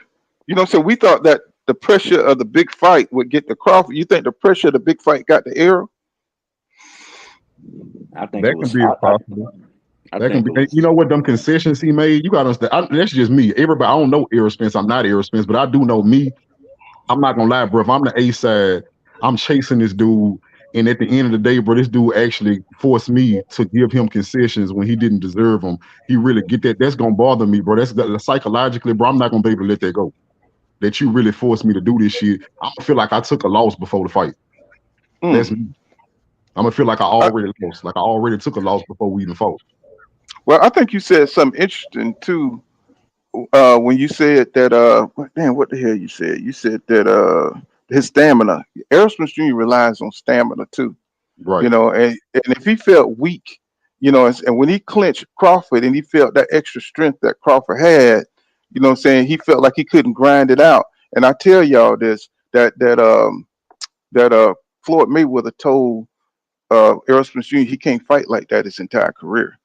You know what I'm saying? You can't grind it out every time, bro. You know what I'm saying? Every time you can't just force your will and try to push and dominate a opponent. What if you come up against an opponent that's prepared for your ass, that's stronger than you? Then now you got to rely on your boxing skills. And that's what Floyd Mayweather told him during that sparring session, that you can't fight by attrition. You know what I'm saying? Every time, because at some point in your boxing career, you're gonna have to rely on other shit. You know what I'm saying? If you're not feeling good, if you're not, the boxer that's strong on Monday may not be strong on Friday. So if the fight's Friday, now you got to go to Plan B, Plan C, and a lot of people said that EJ he only have one game plan, and that's to push forward and win by pressure. So we've seen him box, but what if he didn't have the energy to box? What if he had an off night where the weight he didn't rehydrate? That's one thing. He didn't look full. He didn't look like when he was in the Ugas fight. He didn't look full and strong. He looked skinny. You know what I'm saying? He looked like he didn't rehydrate at all. He looked like he looked at the weigh-in, which Facts. was He looked like weird. right. He looked like Devin Haney in there. hmm And I think this is a good call by Bud Crawford team. I think they were preparing, saying why he should have been fighting. Bud got his shit in. He knew where he was physically in the fight. He knew everything. He knew everything about his skills, everybody's body. He was ready. I think EJ, didn't know how active is he didn't know his timing if it was off. He should have took that Keith Thurman fight to keep himself active, and I think it come back to haunt him in this fight because he was weak. None of his punches had any power to him. They didn't. Crawford ate them shits like candy. He couldn't hurt Crawford. And I think mentally he broke down because he couldn't do shit. Because he felt the power of a superior, stronger fighter that had great preparation. Somebody who's been preparing for your ass for 5 years, like Tava. Nobody heard of damn Tava. Before he fought Roy Jones Jr. That's because he wanted that one fight. He'd been waiting he fought some guys. But what I'm saying is he's been preparing to fight Roy Jones Jr. for all them years. And Roy, he was just cruising through motherfuckers on his athletic ability. And so when he fought somebody who's prepared for you, somebody who's been studying you, for this long, they ready for you, and you thinking you're just gonna go in there on what you usually do and what you usually got, and you think that's gonna win the day. No, bro, you got to prepare too. You got to go back and watch what Bud Crawford, what his skills, what angles he like to punch at, what traps he like to set, because EJ ran into one of the most repetitive traps that Bud sets, and that's that rear counter. And when he fell for that, I couldn't believe it. I couldn't Right. believe it. Right. I And mean, hmm no, I was just about to say too. One thing about I noticed, bro. I just want to put this out there because I know we hard on each other. I do want to point out something positive about me. As a fan, what I like. What he got dominated, bro. But what I did like to see is that his heart didn't go nowhere. Yeah, EJ might have mm, came in drained. He might have knew he was drained. He might have had a slight fear, how we just talked about it. Like, my stamina out there. He might have had some doubts. One thing about it, bro, EJ took a beating and EJ got up every time, bro. The referee didn't even get to a 3 count. EJ got up every single time. And I like to see that. His heart ain't go nowhere. He was a man to the end, and I'm like I'm from a different place, bro. I respect that, bro. EJ took a beating, and he did not quit. He could have stayed on the ground. He could have pretended that he was more hurt than he really was, so he didn't have to get up. EJ got up every single time and tried to win to the end. The referee had to stop. So I respect that. I just want to put it out. I just wanted to point out a positive about what we saw. well, we know EJ got hard, but I just wanted to see him be himself. What I'm saying? I would have no problem with the fight if EJ would have went out there, behind with the high guard and went out jabbing, went out, throwing hard body shots. But what we saw, he just looked like a shell of himself when he was fighting against some Bud Crawford. He didn't look like, He just didn't look right. You know what I'm saying? He didn't look like the dude that comes forward and try to press and beat him off the line. He you know what I'm saying? It just looked like he was too slow. It looked like he was just too weak to do anything to Bud Crawford. And I don't know if that just come from mental deterioration because he was getting hit with so many counters. Because Bud was countering. I mean, he was when EJ would throw. I seen him intercept one of his punches and connect the EJ. I was like, God damn. You know what I'm Poor, saying? He but was able. EJ was punching. He was so slow. Poor. EJ was Mm, exceptionally slow. He had no, even if Earl did all of that, he was bullshit. He didn't prepare. He thought he was just gonna go in. He should have been able to do something, anything. He didn't do nothing. mm-hmm. He didn't. Earl Spence would have got beat by everybody he fought at 147 if he fought like that. We wouldn't know who he was. Mm-hmm. And that's what I'm talking about. You know what I'm saying? It's like I don't know. It's like he didn't forget how to fight. It's just like he didn't have the energy. He didn't have the stamina. He ain't had none of that shit. You know what I'm saying? He went out there, like you said, a one-sided ass whipping for Terrence Crawford. And it looked easy. It looked totally easy for Bud Crawford to go in there. He didn't hardly have to move or nothing. You know what I'm saying? He was just like physically stronger. It's like he had all his facilities. He had every access to everything, and EJ had access to nothing. You know what I'm saying? Like he was like totally like just he had no stamina, no punch resistance, no nothing. He looked like Kell Brook. He looked like Kell Brook up in there, bro. He got off a few punches. You know what I'm saying? He won a round. He was a little bit competitive in two. And then the rest was just complete destruction. Like he all his energy. If you ever played a video game and you know what I'm saying, you played a powerful opponent and he could hit you a few times and your power just kind of keep going down. You know what I'm saying? All the way. That motherfucker hit you and your power just go all the way down. Every time he hit you, your power levels just go all the way down because that you know what I'm saying? Y'all know what I'm talking about? And it looked like that's the way this fight went. Every time Bud was beating him, his power level just went all the way down, bro. You know, so all the way down to the point where he couldn't even hurt. He couldn't even hurt Bud Crawford. You know what I'm saying? So I just think that EJ, you know what I'm saying, he underestimated Crawford and Crawford really prepared for him. And he was a fully prepared fighter. I think EJ, his own ego, got him for loomed up in there. That's what I think. Outside of Amir Khan, Errol Spence was Bud Crawford the easiest fight. Nah, he was actually easier. And this coming from a real Spence fan. That's the easiest fight Bud had, and that was the most dominant I seen Bud Crawford ever. Hmm. So Hmm. And you gotta think focus. You know what I'm saying? You gotta focus. EJ focus wasn't there, bro. You know what I'm saying? His determination and focus. I mean, you can see the spirit, you know what I'm saying, him getting up, you know what I'm saying, not accepting, you know what I'm saying, a knockout, you know what I'm saying, but that was on to his own detriment. You know what I'm saying? I'm glad that the ref stopped the fight. But I want to go through, you know what I'm saying? 'Cause I want to see what Mortal Kombat because they had a great breakdown of why Bud Crawford won this fight. Let's go into a little bit of what they're talking about. They talk about the jab, talking about the outside angles, and they talk about make Spence pay for reaching. You know, so y'all see it on the board here. Absorb some of the pressure, force Spence wide or off balance inside, and that was exactly what we saw. Man, these guys be on it. I don't know if they watching YouTube or what, but they They really study the they really. sport, Pool.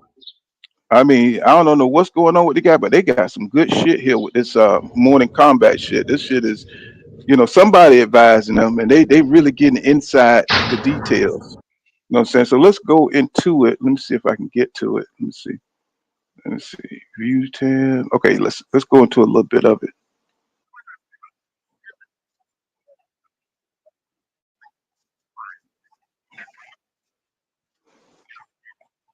We can't hear the audio, Pool. Hold on. What you say, bro? We can't hear the audio. Y'all can't hear the audio? How? Nah. How? I can't hear anything. God I can hear damn. your voice, but I can't hear that audio. Try the volume thing on the screen where you was pushing play at Yeah. five. It ain't silence. That's why I'm freaking out here. It's let me see. Click the volume thing and see if it go all the way over. Yeah. Yeah, see, that's silent right there. Now I'm gonna Okay, there it play it. is. Yeah. Can y'all hear it? Nope. Okay. How about now? Can y'all hear it? Very low. Very low. It's just Yeah, very low, Pool. That's all. let me see. Let me turn it up. How about now? No, we can't hear it that good. Huh, I Mm-mm. don't understand that. We can see Uh, everything that it says. Jab with him, use outside angles, make Spence pay for reaching, absorb some that has pressure, never force happened. Spence wide or off balance inside. Yeah, we can Let me see all of see. that. It's good too. I don't know why it's low though. I mean, that's never happened. Are you on a Let's see. laptop or what you on? Yeah, I'm on a laptop. All right, check the volume settings on your laptop because that can't be the loudest your laptop No, get. my laptop. I mean, I've never had it like it's always been super loud or whatever. But let me see. I don't know what's going on. Let me see. Uh, No, it's got to be something with your settings. It ain't with the YouTube. It's something with the settings on the computer. well, it's just to the highest. I got it at the highest. Let's see. Let Can me you see. put Let the me play with captions it a little on? bit. Say that again. Can you put the Put the captions closed on? captions on. She said right there on the right hand side. It should be CC to the right, Oh, okay, let me see. right Let next me to that see. sign. Move Okay, over. Yeah, there it right is. there. Yeah. Okay. It says unavailable. Closed caption Okay. unavailable. It's unavailable. Okay. Let me see. I've never had this happen. Like when I do this shit, Yeah, you always play good audio. I know you do. Yeah. and it's to the highest. Let's see. Yeah, that's okay. Shit, fuck it. Everything that's on that screen, that dude did in the fight. Well, we'll do our own. We'll do our own. Let's see. We'll just do our own. See that pull counter? He's pulling straight back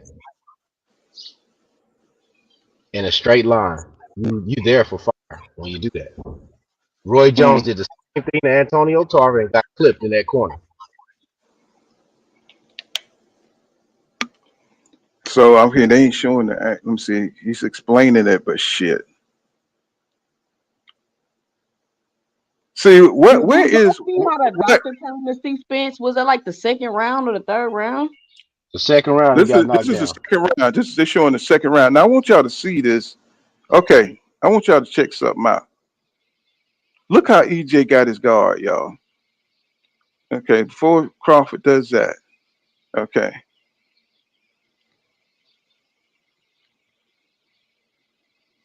okay, he was just making some mistakes in this shit, bro.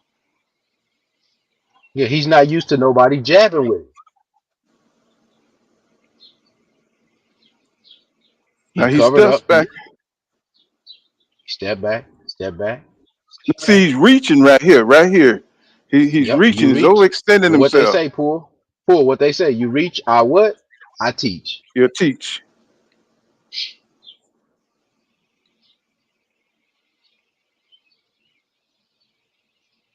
Come on. Hmm. Okay, he's breaking it down. Okay. Yeah, he's on the line. He's on the line with the guy. His head never moves Boom. off There the go line. Look at the his head. jab right there. There go the His jab. He head picked never right moved through. off the line, pull. Let me see. Let's go back. Let's go.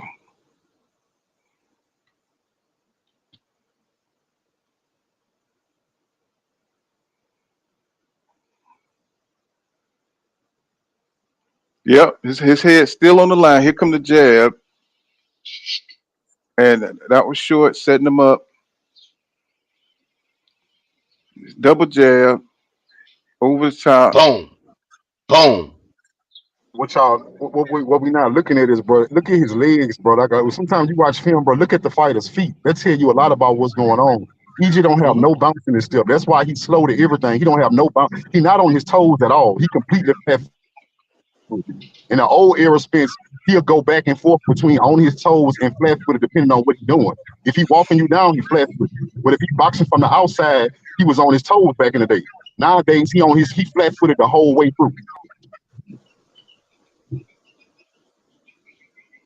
Where's the deflection from EJ using his arms? Facts. That's what I was saying, Paul, before you start showing the video earlier. I already Where's rewatched this. where's the The deflection defense was at, man? horrible, bro. The defense was horrible. You can't You have know what? horrible defense with a sharpshooter, bro. It never works. I mean, when have we ever seen EJ react like this? You know, what I'm saying the incoming fire. I say this, Paul. He's never been in a ring with a fighter that's as skilled as Terrence Crawford. Never. Okay, we got that, bro. We're just trying to see, you know, what I'm saying what happened here, man, because it looked like he just didn't react as he usually do. Now, see, he ran into that shit. Let me see. Okay, Ran look right here. into it. Uh, okay, he blocked that. Look at the defense from Crawford right there. Look at that defense. He's just slow, bro. Slow. I dropped you a link in the back too, Paul.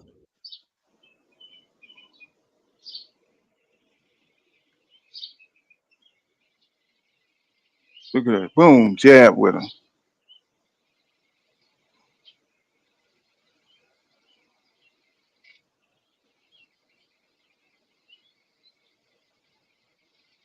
He already got his timing and his rhythm down right here. His timing and his rhythm is already down in the second round. He already got it. He got it down pat. Right there. Everything's connected. Everything. And look how Earl is coming down with his height. His height is not high. He came down an inch or two himself by putting his hands down and bringing his chin down. He's right at punching level every time. Well, I told him about that damn ducking shit. See, going down, changing levels like that. Unless you quick enough, man, you can't get this shot off right here. You You know what I'm can't. saying? Nope. Return fire right there. And he tried it. See, Watch Terrence watching. And here come the knockdown right after this. Go ahead.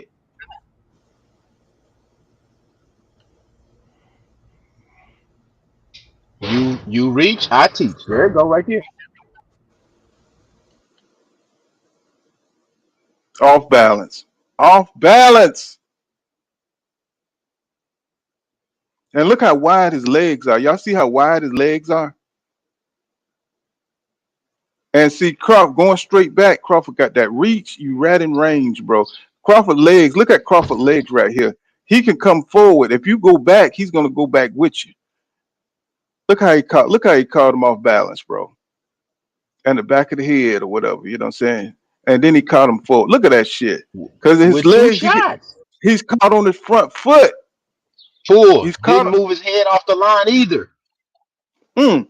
His head, but he's changing levels, but it didn't do him no good because he's off balance. He's stuck on his front foot. He's stuck on his front Yeah, foot right there. the thing is, EJ can't move his head off the line at that point. He got set up for a counter. He had already committed to a punch.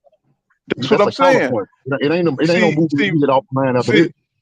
see, right here, he's stuck on his front foot right here. He can't do shit because the punch didn't do anything to Crawford. Crawford is in position to punch right here and stuff. And I'm just trying to understand where is the calculated pressure, bro? How did you commit to this fucking, to this punch, knowing that Bud Crawford is a sharpshooter, bro? You know he changes his range. You know what I'm saying? Very subtly, so you can commit to these punches, baiting you inside, and it's like he just didn't do any film study or something. See, there you go, boom. He's out of position and he took advantage of it, motherfucker. There you go again with the same bullshit. You just got knocked down, and how you gonna do the same shit? How you gonna do this? You just got Falumaloom with the same shit, and he could. Oh God, damn. Is this the same shit or just a different angle? Look at him doing the same shit. Reach. Look how slow he look, and look how telegraphed his punches are. Yeah. Because he's doing the same thing. It's the same rhythm you seen on the heavy bag. Terrence Crawford is an elite fighter. You can't come with that same shit. It don't work. But why? But right here, he didn't put It his don't hands matter up, if I'm bro. an elite. If we both elite fighters, it don't matter if you know what I'm finna do. Look, I love Earl Spence. He's not an elite fighter. You just seen his black belt exam. He failed. Okay. Why didn't Spence put his hands up right here? Now he going backwards. Where's his defense, bro?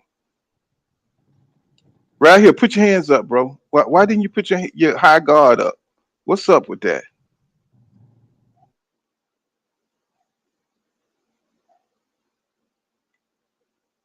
You know Crawford coming after you done that little shitty little tap right there. You know he's coming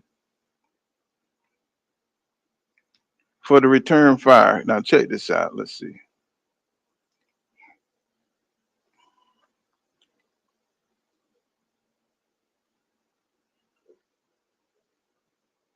Now that was a good one. But see, you got to get ready for the counter, bro. The counters was just fast. He missed that, came back with the right.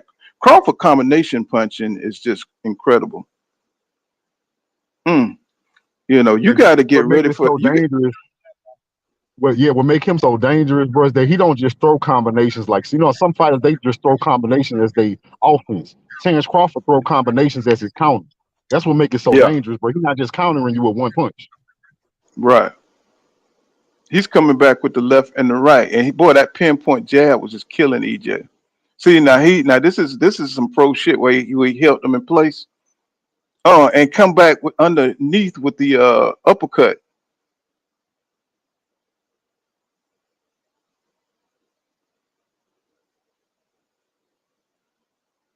Oh man, Look at that. Why is Earl punching like that? That shit is ridiculous. and he got set up on the other side. It's like, okay, he missed. Oh my god. Now he coming back. See that combination, man. That dude combination punching is crazy because he missed with the left and then came back with the right. EJ, where your high guard, bro? Where your guard at? You know what I'm saying? You trying to use head movement, but you're not quick enough with your head. You know what I'm saying? It's like he just forgot. God damn, look at his footwork, bro. Miss. Now you got to put your guard up, bro. Where your guard at? No, bro. That shit don't work. That shit don't work with Crawford. That ducking shit don't work. See, this where you got fucked up, man. Where your guard? Put your high guard. That's what you do. Oh my goodness. You know what I'm saying? He was just, you know, I just never seen EJ fight like this here before, bro. Let me see.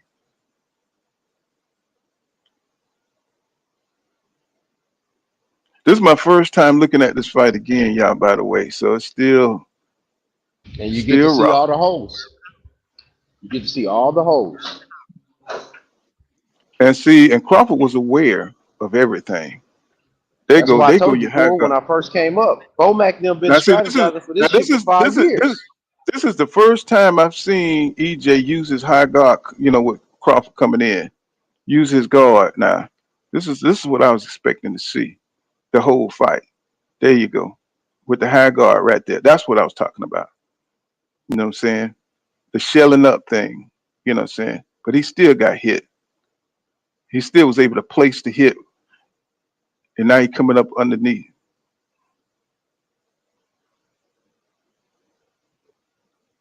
Yeah, Crawford was definitely prepared, bro, for the inside shit.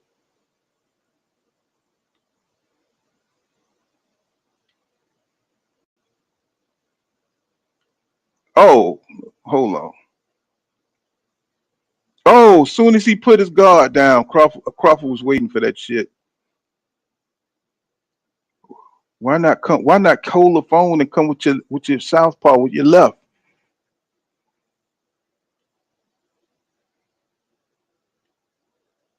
Caught him over the top with the left.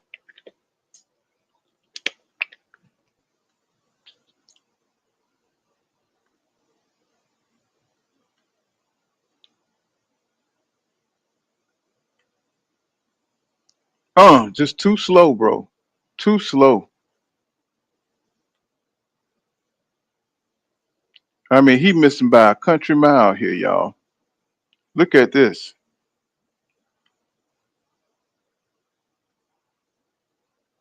Uppercut. And he missed with his. So he pushed off. He pushed him out of position right there to get that shot, to get the leverage to move it. That's skill.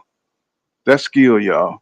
I want y'all to see that again. I want y'all to. I have to give Crawford credit, man. I mean, watch this. Look what he did to EJ. Okay, look what he did to EJ, bro. Now he connected over the top with the left. Watch how he gets out of here. Uppercut, uppercut. Watch he push off on EJ. Right there, boom, to get leverage to miss that shot. Wow, that's some next level shit right there.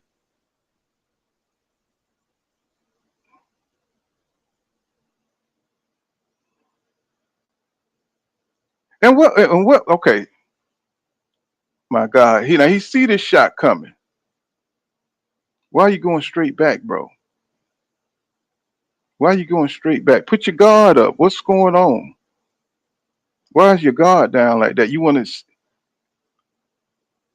turn it to the side. That's a wide hook. He don't know. You know what it is? He don't know which way, what a punch coming. He don't know if it's coming from the left. He don't know if it's coming from the right. But he shouldn't have went back in a straight line. Look at that. Beating him to the jab. Beating him with the jab.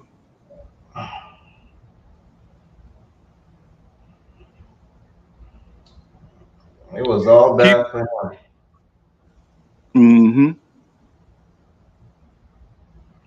Yeah, he was just catching him. He couldn't. He kept EJ off his front foot. Kept timing him off his front foot. And EJ, look at the footwork. Yeah, Crawford was able to survive these little body shots that he was taking. He wasn't taking much punishment because he was doing so much damage.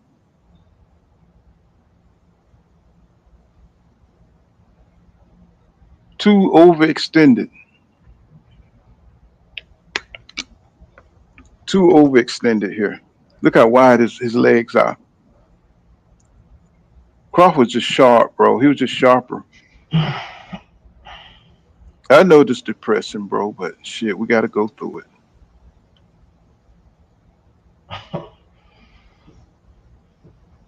And look at EJ face starting to bust up here. You know, all those jabs, all those hard jabs he ate trying to get in. Even when he got in, he got the worst of it.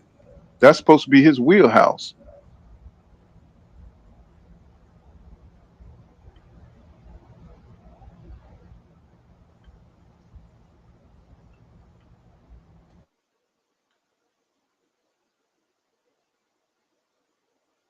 His he was see he wasn't accurate.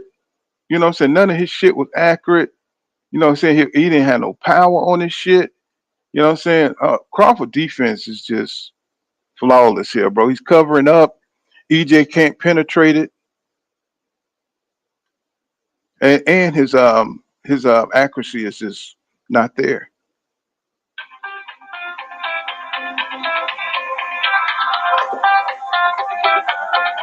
Yeah, what's going on? Yeah, I'm on right now, bro. Say what now? Oh, okay, my bad. Let me go. I'm like all inside the goddamn film. I ain't even looking at the chat. I got you. All right. Okay, let me let it up in. Somebody should have told me he was out there. Cause I'm like all inside the film, controlling it and looking at. When I start looking at film and shit, I be all up in there. Did I drop? Oh yeah, let me hold on. Still ain't dropped the link because I'm like, man, I'm telling. I'm looking at this shit. This shit pissing me off.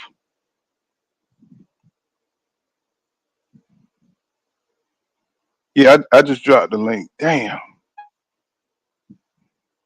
Be in danger of hell. Therefore, if you bring thy gift to the altar, Y'all, somebody cut that background off. What's going on, man? I'm all up in the film now, so we finna go through it.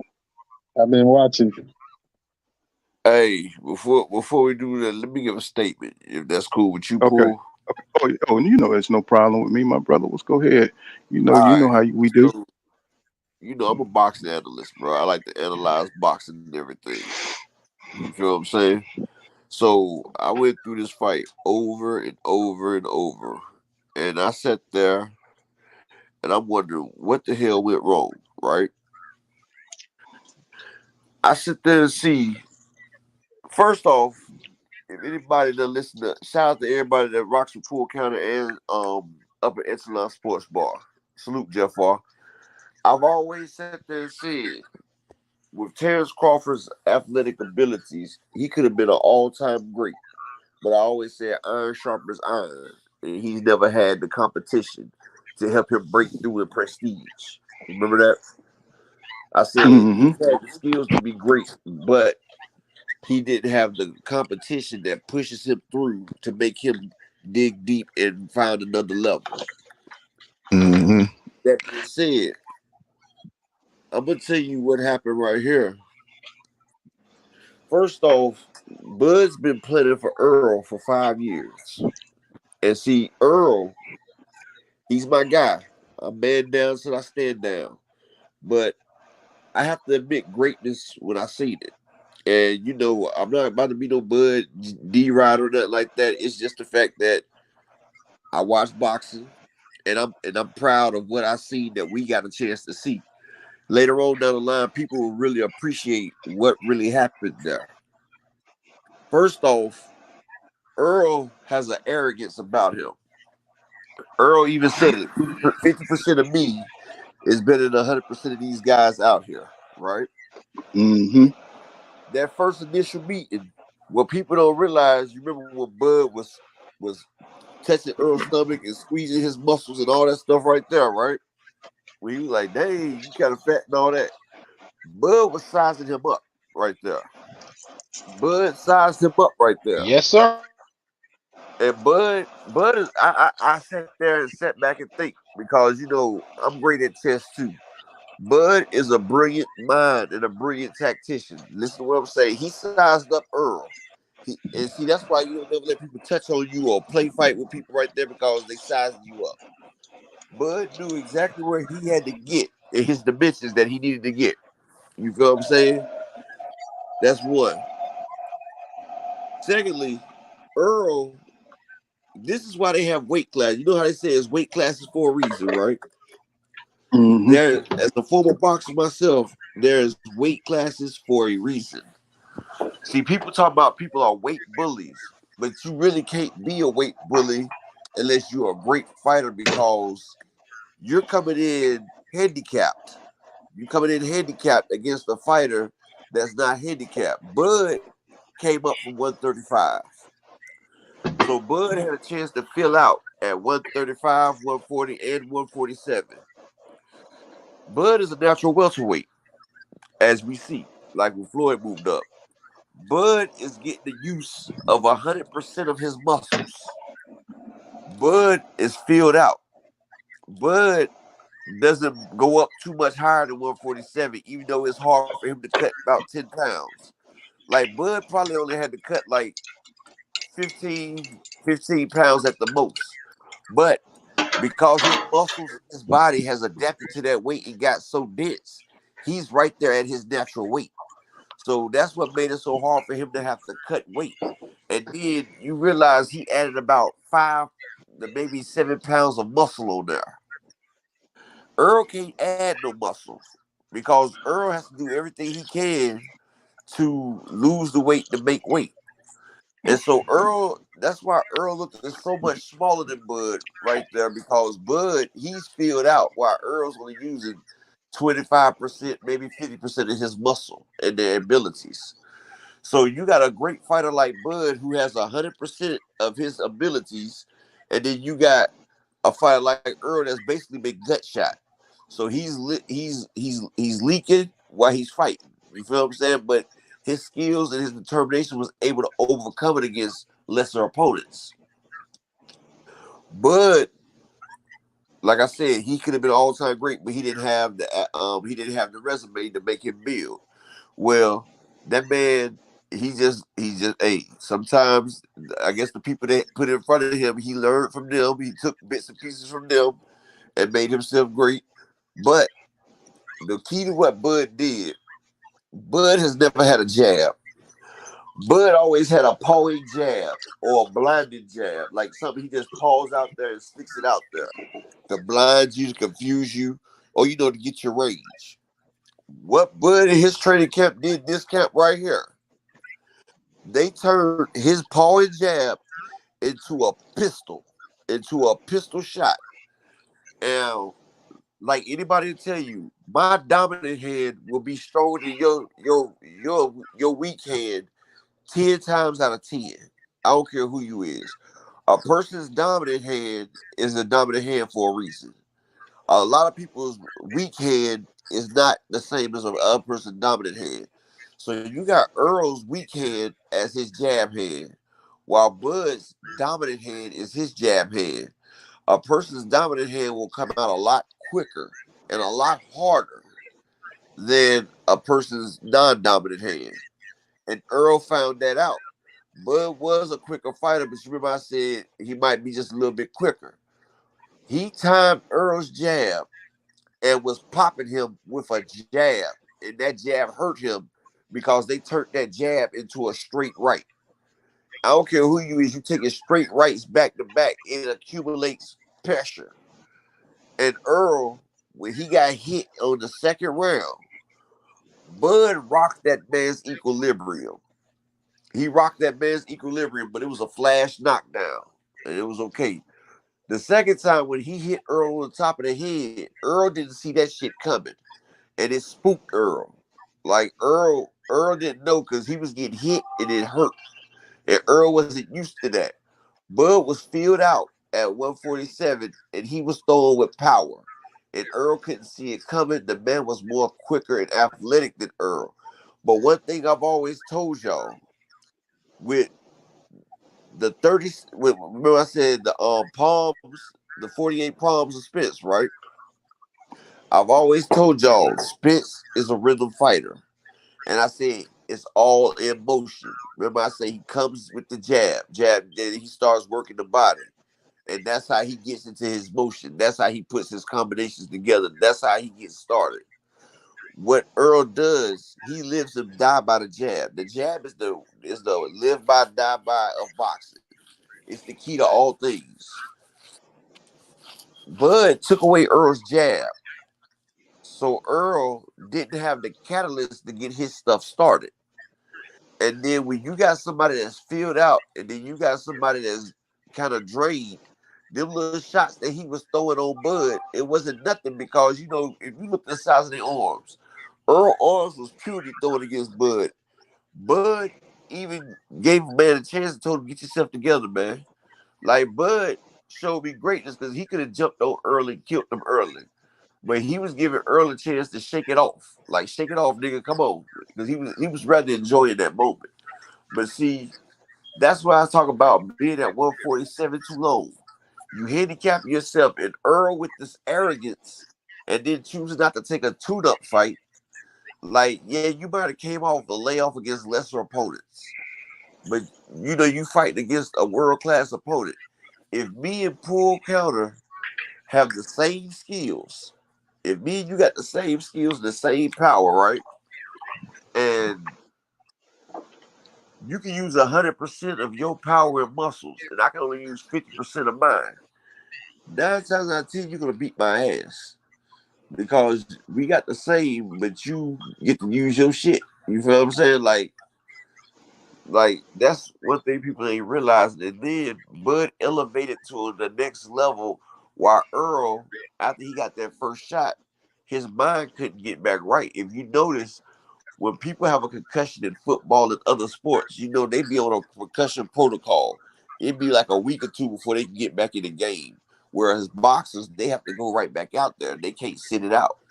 And see, Earl was incoherent. Like he couldn't even hear Derrick James.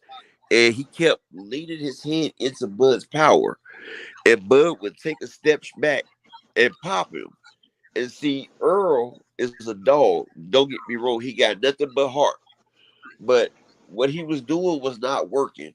His jab was gone. So he was left out there. And so he did the only thing he knew how to do is try to come in there and try to fight. and we said he couldn't chase Bud around. He had to cut the ring off, not follow Bud around. He followed Bud around. He was throwing lunging shots. Bud would take a step back, and man, Bud was accurate as hell last night, bro.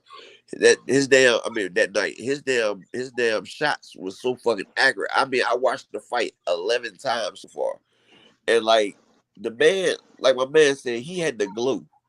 Like it was like he reached the final level right there, because he was step back and he was Leroy. hitting Earl.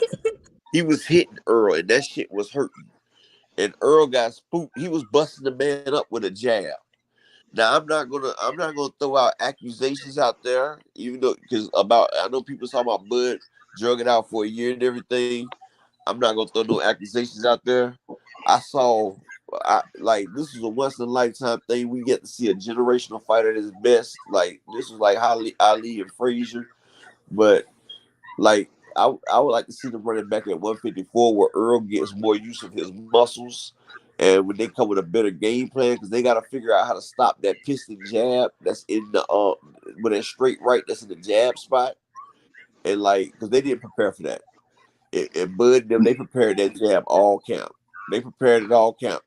Boback was even I coaching. told you. I I heard at the told you. second round. I told you. At the I second saw round, it in. You saw the when they were working out. You saw that jab, that stiff jab. That you saw it right then what he was yes, working that's on. what they Yeah, I worked. told you. Yeah, that's what they. Hmm. Yeah.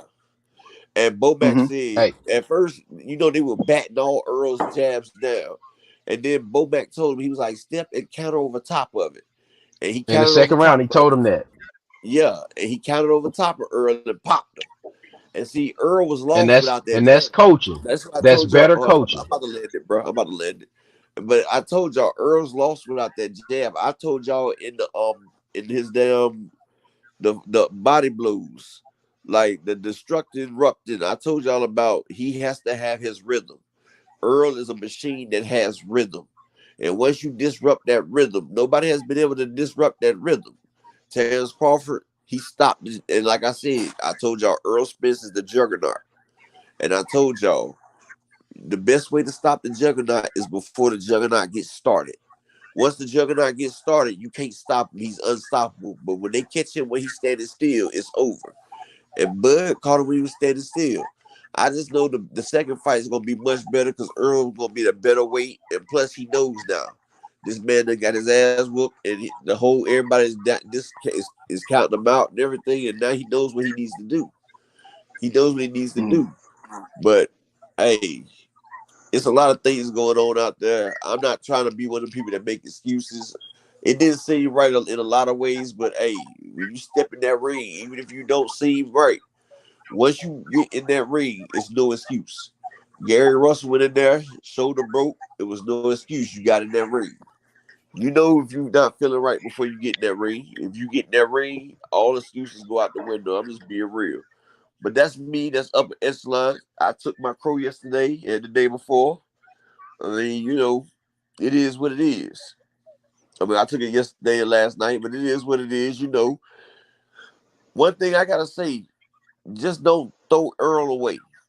Just like don't throw Stephen Fulton away. Because in my day, a lot of y'all might not been watching boxing that long, but when a fighter lose, that's an attest to his greatness, his bravery. Like it's not how you lose, it's if you lose and come back. It's only very few fighters that's fought and stayed undefeated. You got Lennox Lewis, who I think is one of the best heavyweight champions. He got knocked out a few times. My boy Roy Jones, the best that ever laced him up athletically. If he would have had a jab like Terrence Crawford had the other night, we would have seen legendary Roy.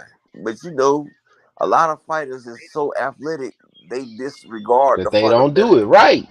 Right. And what they did, they took Terrence Crawford's athleticism and this whole training camp, they did all fundamentals. And so you just gave motherfucking damn Michael Jordan A a supercharge. damn He a supercharge. look. You just gave Michael Jordan and Kobe Bryant a damn 40-foot shot. That's automatic, basically what you just did. You just took the best of the best and gave them something that they should never have. And like he's one of the best athletes that has a fundamental style now, and he did. He worked fundamental. and it slowed the fight down for him. And you can tell he's fighting. He's used to fighting at a different pace because fighting in the lower weight classes is a lot faster. And so when boxers move up from them lower weight classes, they're a lot faster. But I thought EJ's jab would be able to slow it down, but he took it away. But hey, great fight to Bud, great fight to EJ. Don't nobody should feel bad about neither one of them fighters. The motherfuckers made over 30 million apiece. They all right. You feel me? I just feel like it could have been more competitive. But I feel like Earl also got his head rocking. He never recovered from it, really. That's what I think. Because he just kept ducking into the damn power shot. And I'm like, why you keep sticking your head right there? And Bud just couldn't miss. That man was hitting over 50% of them shots, man. But And like see, I but said, see, this Earl, is the thing. This is the thing about being sharp. That's why you got to stay active up. You know what I'm that's saying? what I You said. know you. The arrogance, Mm-hmm, the arrogance of mm-hmm, not taking a tune up. Like if y'all remember, the first 4 or 5 rounds against Ugas, that motherfucker wasn't sharp. He had to mm-hmm. get going before he can get into his groove. And see, like I said, Bud has to come out fast. I told everybody, I said, Bud's gonna come out and he's gonna try to go kamikaze on that man. He's gonna try to come at Earl. And he did. But he went kamikaze. He had tight controlled aggression. And he came out there, like I said, fast, early, and did what he had to do. But hey, I didn't see the fight going that way. But hey, I used to be a fan of Bud back when he beat Gamboa because that was my guy. But when he started this damn bullshit in negotiations, I called him a bitch and thought he was ducking because of the way he was acting. But he's Well, back what it on one was, of my I think what favorites. it was, Earl's a he pretty good wasn't guy. prepared yet. I don't think he was prepared yet. You know what I'm saying? Like you He been saying, he was preparing for Earl preparing for for all. 5 years. Mm-hmm. Yeah, What you said? I think he finally was ready. Like he finally filled that in. I think the David Avenesian fight was his. Okay, I'm ready now. Like I feel like he was trying to test his power and see, um, just like the final touches. Like he been working on this shit for 5 years after he felt Earl, and his muscles finally had a chance to get acclimated to 147. He's a true welterweight. Earl's a true middleweight. You feel what I'm saying? So hey, it was a great fight though.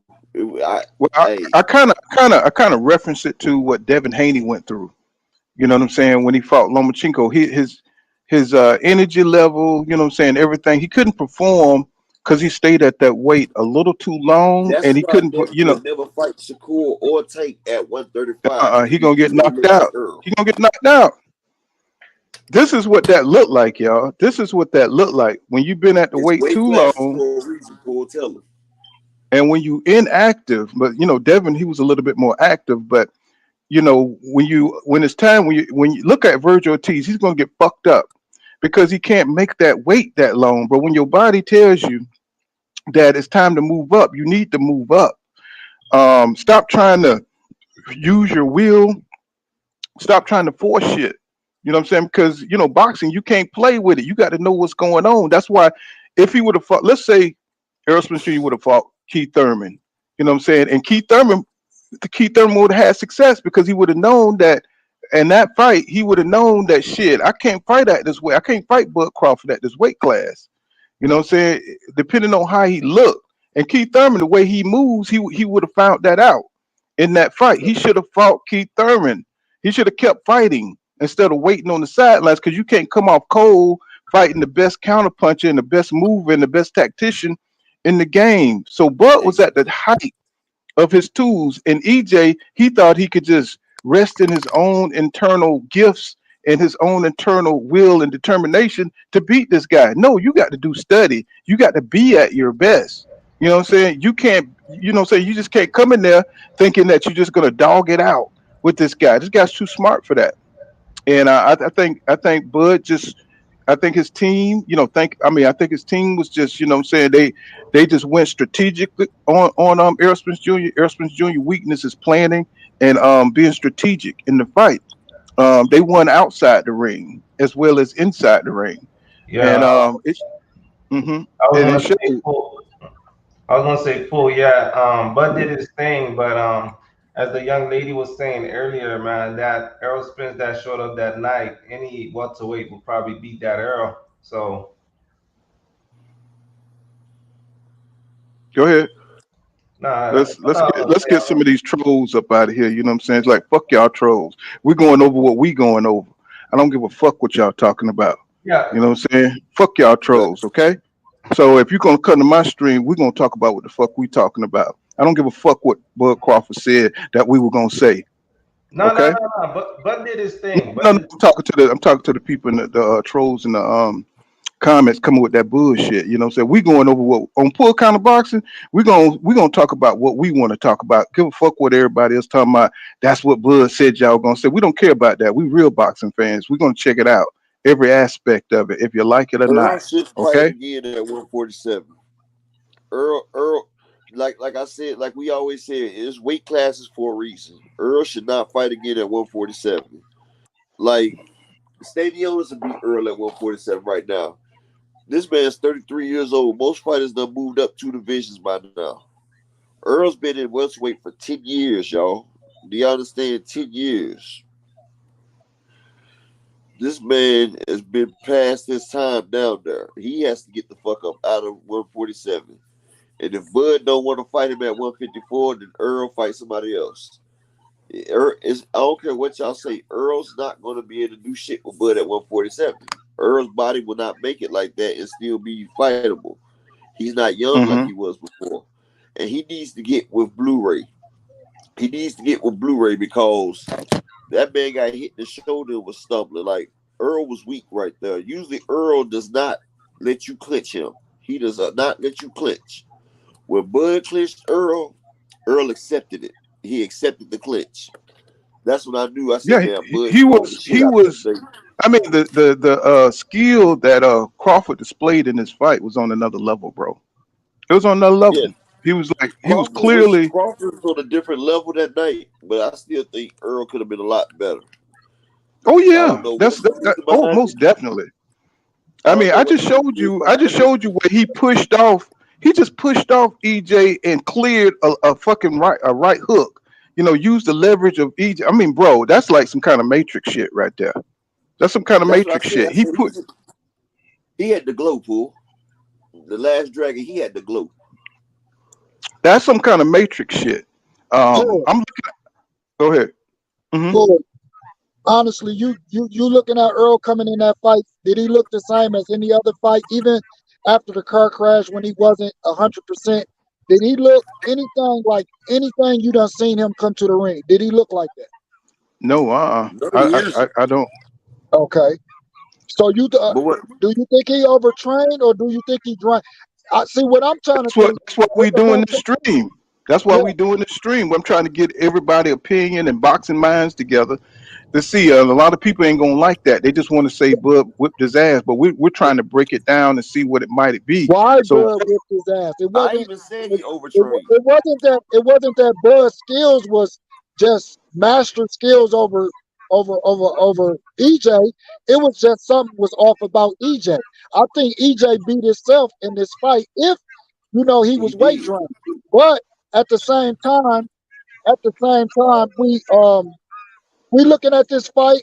Everybody pumped this fight up to be. I always said this wasn't the fight of the century. I always said that because I thought it was going to be way more competitive. But at the same time, we know we watch EJ. I follow EJ, and EJ would rather lose his belts on the scale than get his ass whooped by Bud. He ain't coming. If he knew he was drained and his training camp wasn't No. even that Earl losing is a belts on scrapper, dog. this, He ain't gonna lose it on the I'm not scale. He a gonna take no ass consummate professional. whooping. If I'm going through training and I know my energy ain't up, I would rather lose on the scale than lose to somebody that I say I'm gonna beat his ass. He That's the too little. difference between Earl and a Yeah, lot of people. Earl's a real nigga, dog, and yeah, everything he promised us he was gonna do, he did it. That's the reason right. why he stayed at 147 when he should have moved up to 154 is because he promised us this fight at 147 for the undisputed. Everybody was telling him he needs to move up, but he even said it. I gave them my word. And he said, if a man don't live by his word, then the man ain't shit. So Earl gave us his word. That's the only reason he stayed down instead of going up. And so you got to respect that right there. He was a consummate professional. Like, Yeah, but I ain't hey, finna get my ass beat get my brakes beat off by somebody you know, But that see, that's the I you know, arrogance. That's what I But said. but Earl one was thing, arrogant. but one That's thing why I y'all said you're his not thinking arrogance. about. One thing you're not thinking about. These guys are getting 30 million apiece. You wouldn't get your ass whipped. You Goddamn wouldn't right. put it on the line for $30 million for the your whole family don't have to do shit for the rest of their life type money. I'm gonna get You you, wouldn't do Pool. that. but he was Goddamn, gonna I get do it paid for if he 5. would have beat him anyway. But What this is they Hmm. was what you gonna ain't thinking about, rob his bro. post if This he is what, beat him? I hey, mean, but I this don't is what you understand don't think that one. about. Earl I'm is just arrogant, saying, bro. Earl's my guy, arrogant but or Earl is not, an man, that arrogant man, guy. He, like he said, arrogant or not, that 50%. Bro, man hold was on. something was wrong with Listen to him. what I'm Yeah. saying. Earl felt like he could still do it. Earl felt like 50% of him is still better than every welterweight. Yeah. He said that. That's exactly So he that's that, felt that's like exactly what it so was. he felt like he could still do it. He Right, That's underestimated exactly Bud. what it That's was. all that was. right. He felt True. like he could beat Bud. He felt like he even said. He said, I felt like I could have pushed through, but I just couldn't kick it up a notch. He felt like he could Hmm. push through like Yeah, he because did something against was wrong, Ugas man. and Danny. I see Earl. I'm in Dallas. I see Earl training all the time. My I've son seen work him out with train. Frank Murray. I see. I just that right there. I don't man. I just that didn't look right to me. Y'all, You y'all get missing knocked something down. too. It's You one get thing knocked. that You Spence was get knocked missing. down with a jab. You go look at that jab in the second round. That shit wasn't even hard enough, man. Come on, man. That It's shit. something It that ain't y'all gotta be missing. hard. You know it only Spence takes was missing patience. hold on 1 second, bro. Hold on. Let me Go give you ahead. a Wait, scientific let's fact. get that in because that was interesting. What you said, bro? Who, me? What you said about his patient? Yeah. Earl was missing patience in that fight, and that was the main thing. It's like he was trying to get him out of there and trying to rush to He get to didn't where he have needed the to get energy, to bro. instead of being I saw patient. that too. I saw that too. And I'm Cause gonna tell some, you He cause didn't another have thing, the right? energy. It takes 15 mhm. He pounds did of the same pressure. thing that Wilder did when he Listen, panicked. bro. Listen. The pool was talking, but check this out. It takes 15 pounds of pressure to knock a nigga out, bro, or to drop a nigga. That's what y'all keep forgetting. If you time it right, and Crawford had patience and he had timing, Earl was lunging in and ducking in, bro, and he set it right there for Crawford to hit him. We said he Right. don't need to And be Ugas lunging or caught Earl following. with a punch that he didn't even see and didn't even knock him down or hurt him that bad. So his Crawford's a punch different puncher, resistance, some bro. was off with his But punch resistance, some was off with but his what timing, his energy. but, Come but on, man. The what same you thing forgetting? that I happened just with But what you Wilder. explained it for forgetting? But 15 what you minutes. forgetting I just is explained it what to you you. forgetting is the speed of Terrence Crawford. Now let me tell y'all something. Now EJ he wasn't ready for them combinations, bro. That was coming behind. He would duck one, but he get hit with the other. You see what I'm saying? We slowing this Exactly. down so you can see it. And he wasn't ready for the combination punching of Bud Crawford. You know what I'm saying? He They didn't don't have the No, combinate resistance. punch in welterweight. After you move up to 140, they stop throwing combinations like that. The lower class fighters throw combinations because when you get to 140, that's when you get timed and countered, and motherfuckers that hit you and that shit are hurt. But Yeah. like I spent 15 minutes explaining, it's weight classes for a reason. When you weight drain yourself like this, you lose your punch resistance, you lose your speed, you lose your power, you lose Yep. all that. It's like you're 50% of yourself. And as you get older, you lose a lot more of yourself still trying to make that weight. That's why fighters move up in weight so they can compete at the best level. Earl was competing at half of himself because he was arrogant, because he felt like he was better. And now that's why he said, hopefully we run it back at 154. Because he knew he would never be able to do nothing with Bud at 147. Now I'm just being honest. Can't And I'm But do. gonna now, get EJ paid. but That's my now, page. but now, Errol, you know what I'm saying? We've seen when fighters, when they lose that O, you know what I'm saying? When they Psychology. lose it, that psychology. The next one may It's be over, even dude. worse He not because beating now him. he's got to fight. Now he's got to fight the knockout that's in his head. You know what I'm saying? Yep. If Bud come out and start stinging him with that jab, is he gonna have PSD from the first fight? We seen it Hey, with Roy Pool. Jones. Hmm. Hey, Pool. When Antonio Tarver took Roy Jones 12 rounds and gave him hell, Roy knew after that fight that Tarver could possibly do something that with him. Everybody knew. We watched the fight.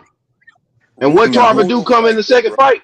In the middle of that ring and before the fight start, any excuses tonight?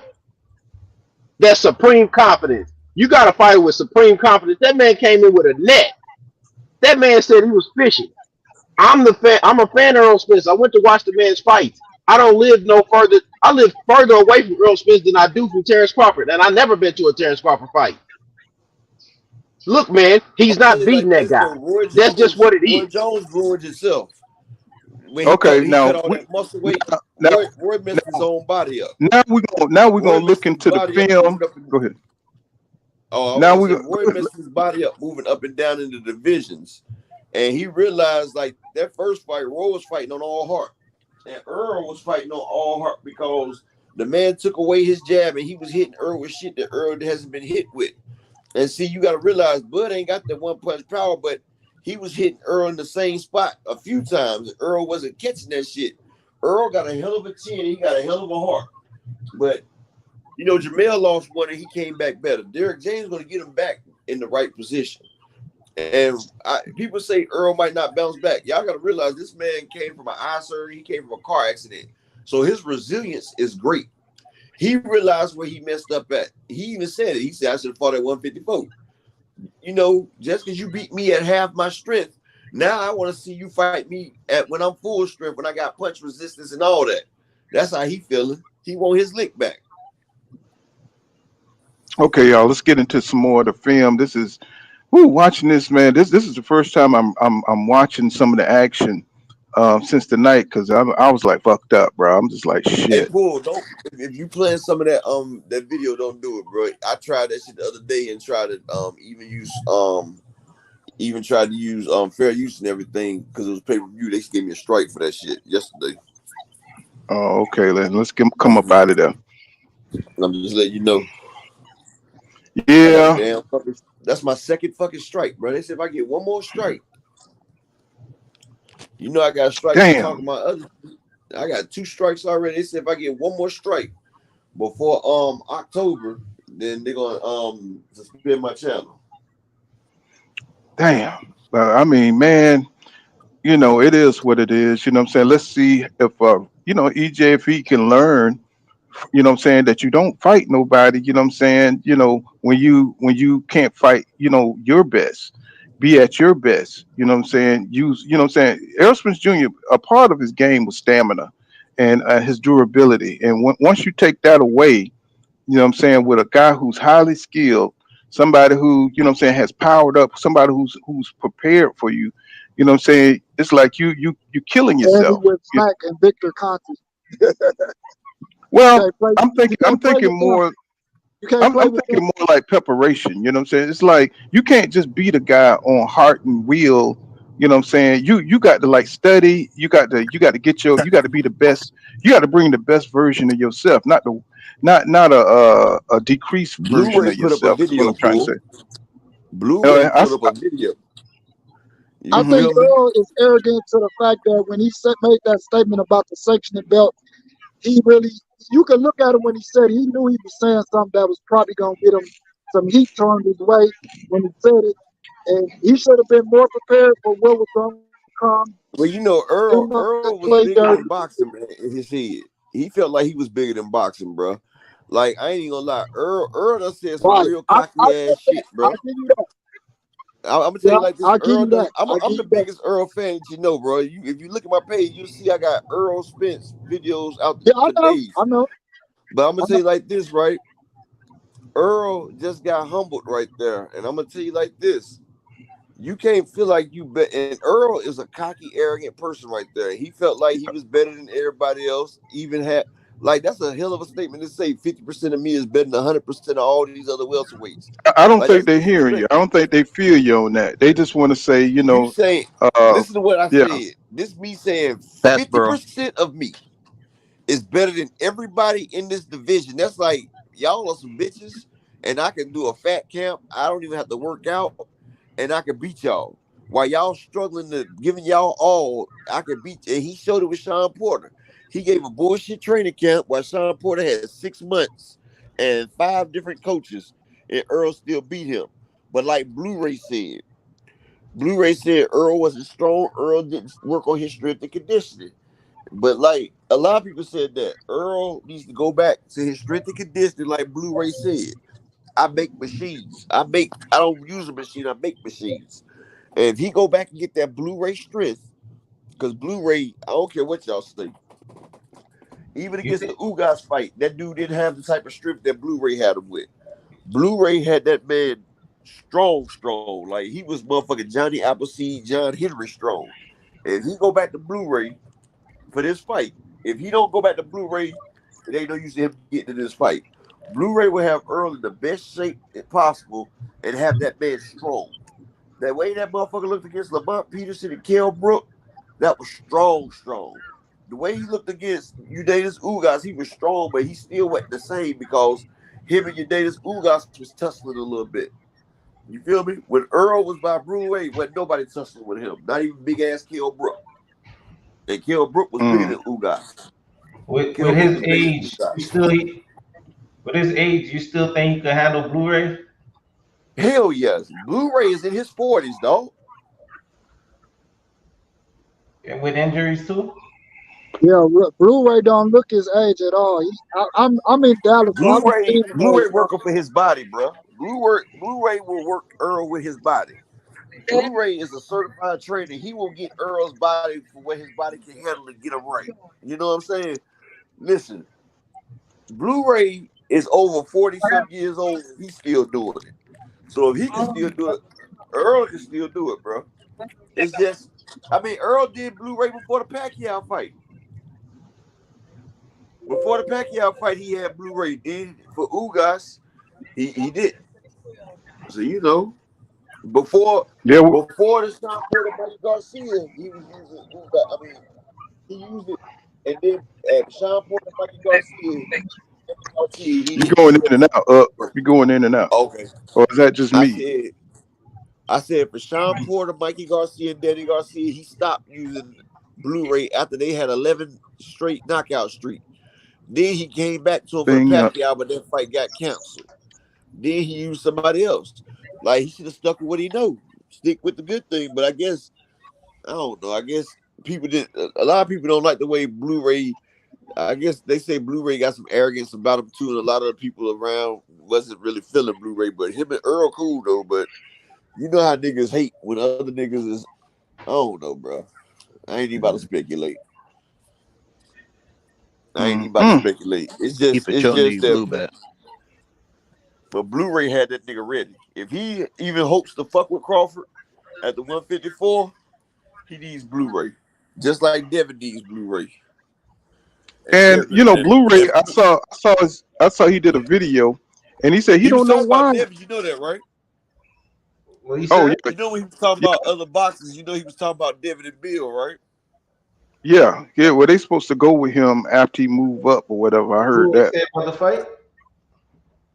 They were supposed to use Blu-ray, but then they ain't get back at him or nothing like that. That's why he was talking about they get a little fame and notoriety, and now the motherfucker. But he said when I was training Earl, everybody was calling me trying to get me to train. Now, me and Earl don't train like that no more. Now, motherfuckers act like I don't exist. I'm still that same guy. I still make monsters out of me.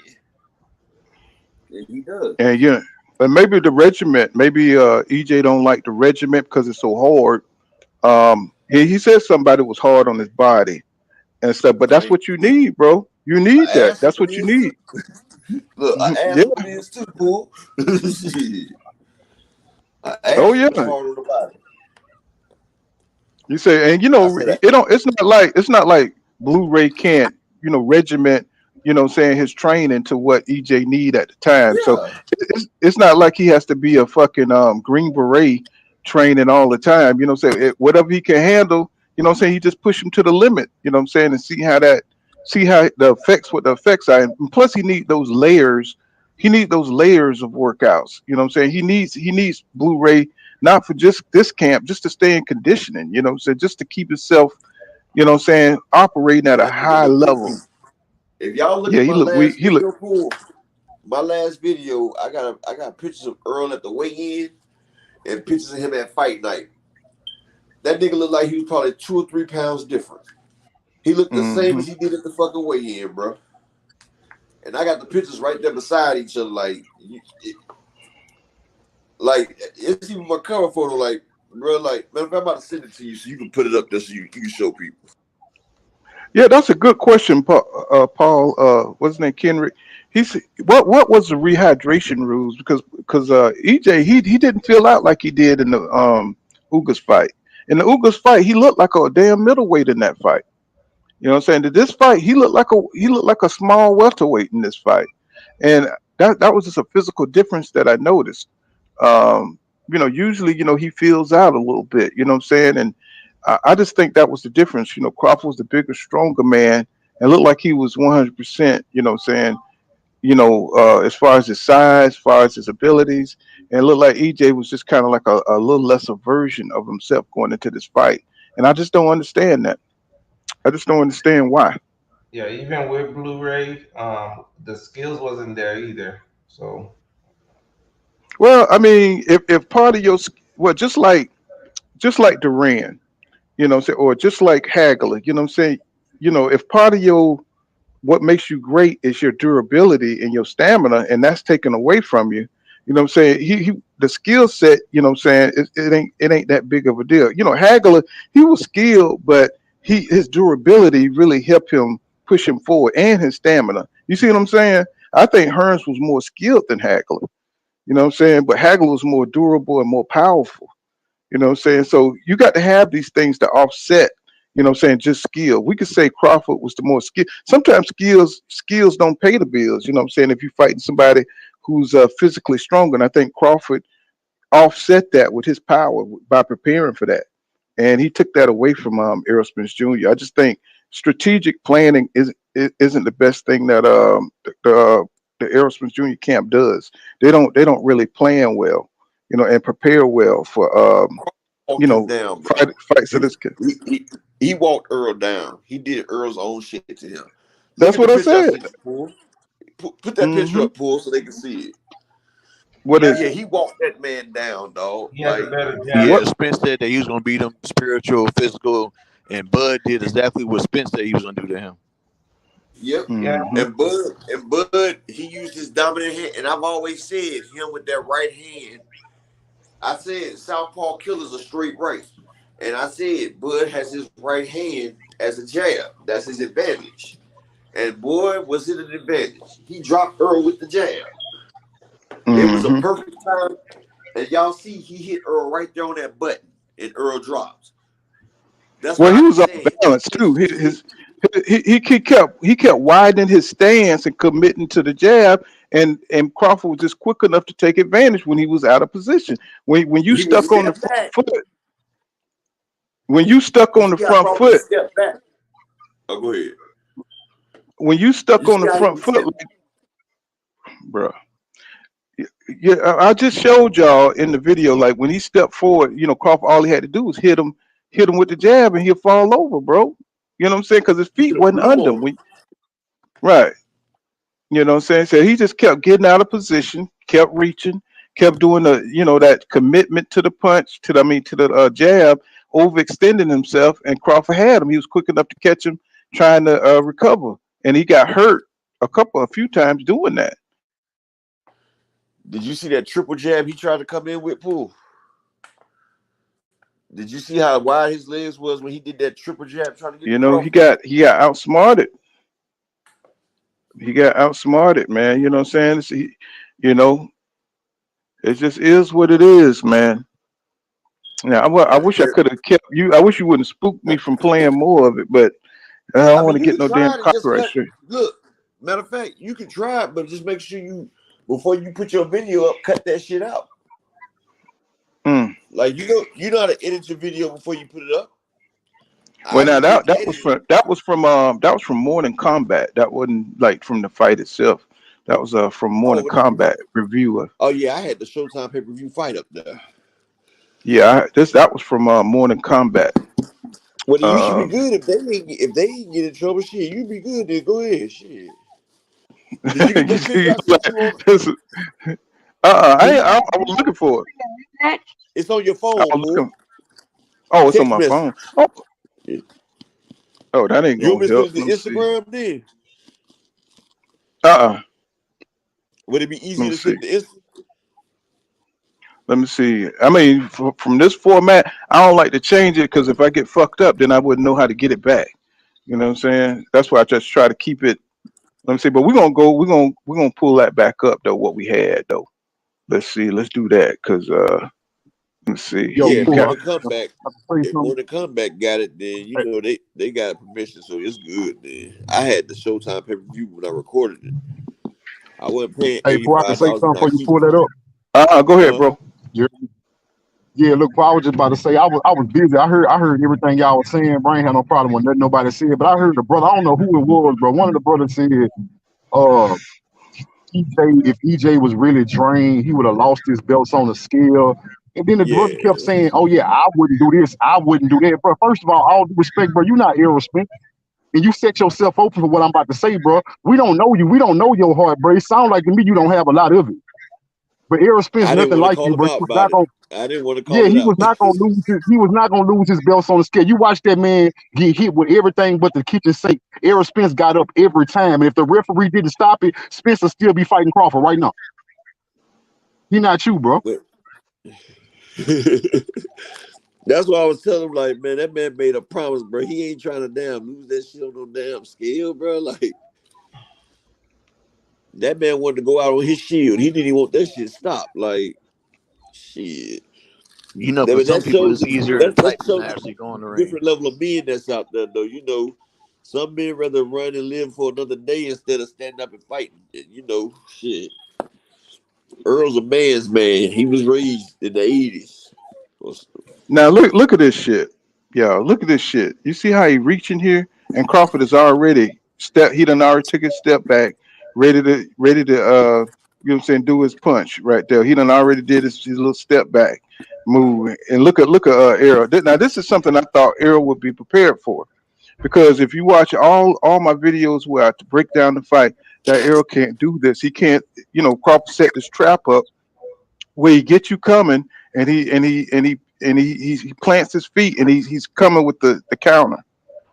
And this is something. See that now, that's something Errol should have known. That this is something common sense that he shouldn't have got hit with this punch. I don't understand it. I don't Yeah. understand it. It's like, how can you not know that Bud Crawford? We watch him fight over and over and over. How did he get hit with this punch, bro? We How? prepared better than he was. Like, we've talked about Look, everything better than they did. look at Like, this. Look at this. Look at this. Now you know when you following Crawford, what he's gonna do. He's gonna the set a trap. trap, and you know he's gonna come with the rear counter. I mean, come on, bro. It's like how you stretch yourself out like this, knowing what Crawford's gonna do. I don't get it, bro. I don't understand how they At that prepared point, for this fight. I Hmm. felt like wasn't nothing working for him, and he just did what he just started fighting instinctually. Like they say, when you get hit and you don't know what else, you just drop down to the one thing that you know. And I just felt Yeah, like but Earl said he couldn't get in with the jab, so I guess he tried to figure out any kind of way he could to get in there. as a pro fighter, you know you're gonna get dissected against somebody who's sharp. And I think being active, if he would have been active, you know what I'm saying, he wouldn't have been this desperate right here. This is only the fifth round, y'all. This is only the fifth round. Look at the mistake that EJ is making here. And look how stretched he is, you know, say at this point. Come on, bro. He usually takes small steps forward. You know what I'm saying? He used tactical aggression, but right here, he's going all out. I mean, he's making like these big flaws and big mistakes here. Now You watch said the this. fifth round, right? Yeah, You this is said the it's the fifth fifth round. round, right? Oh, He done look took how he three got rounds of caught. punishment already that he's not used to. The man done took away his jab and busted his ass up. Like, I seen it. Like, at first I was getting mad, but then I was mad when I watched the fight. But then when I kept rewatching, I was like, man, we gotta appreciate what we seen, bro. Floyd Mayweather doesn't have an Earl Spence on his resume. Okay. And if you don't Where meet where a black fighter in their prime, like a Earl Spence or something, I mean, Floyd, Terrence Crawford's up there now, bro. As much as I hate to say it, because of the bitch ass shit that him and his crew used to do outside the ring, but inside the ring, the man's legendary. I can't But stress it enough, but they I butt want to see catch him go Earl 54 at the before I right crown him. time though. I gotta see him now at watch he 154 versus Earl. now he blocks it and he comes right over the top, bro. Man, Inside. Getting the man got full him turned. impact on that shot. Yeah, he turned that shot over. This really hurt EJ right here. And he took an angle. Look at that angle he got on Earl. Earl sideways. That Hmm. man got a full clean angle on that man right there. God damn. Damn.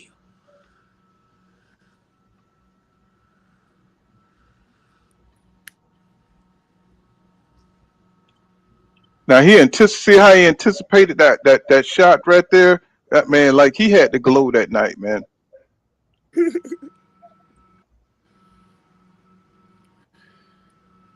Now, didn't EJ didn't see that shot coming? Come on, bro. Looked like it Let's was see. too Watch quick this. for him. Watch this. Now, come on. Now we know what's coming here. Where's his high guard, bro? Where's his high guard? Why I is his don't know what hands guard down? he in. He already know Crawford is stepping forward. He inching forward. He's coming with the jab. You know what I'm saying? But his hands are down. Why? Can I say something, Paul? Go ahead. This is the fifth round, right? This is the sixth round here. Okay, from the second to the damn fifth, Crawford popped EJ in that body a couple times that sounded off. So I think Earl trying to hold his body. Because Crawford lit some shotguns in Earl's body. And I was like, shit. And And look like Earl he got felt his that hand. too. Look like he got his hands cut, protecting his body right there. Yeah, that's Look what I'm like he saying. look like he got Nobody's his ever been hand in Earl's protecting. body like that.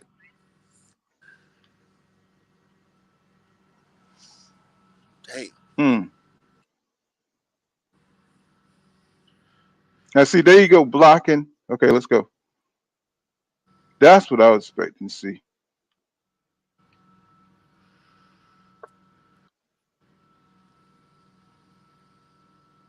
See, he let him lean in with that jab.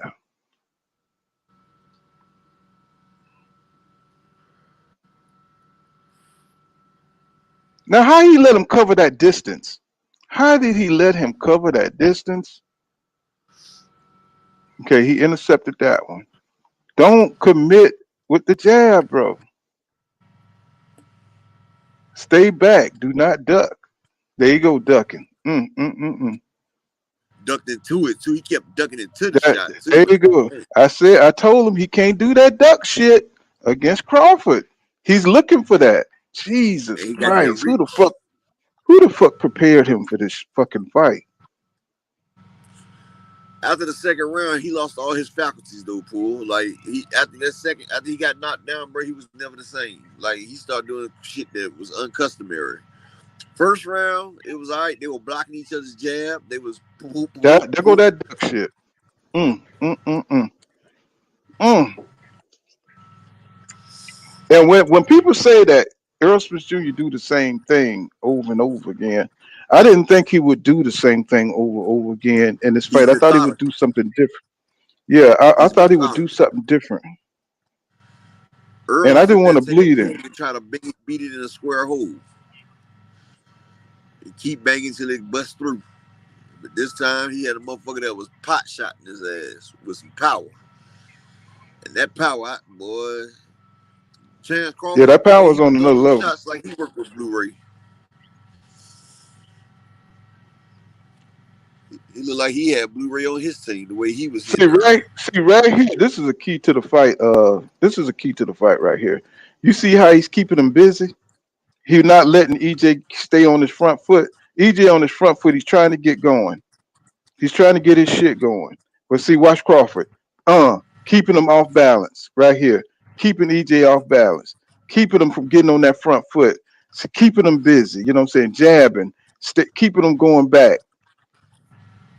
See that EJ never able to get on that Duck. front foot and be effective. Keeping him off that front foot.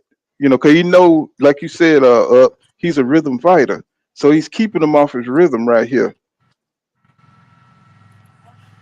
Now, when he did get in, he done took so goddamn much punishment, he's not effective.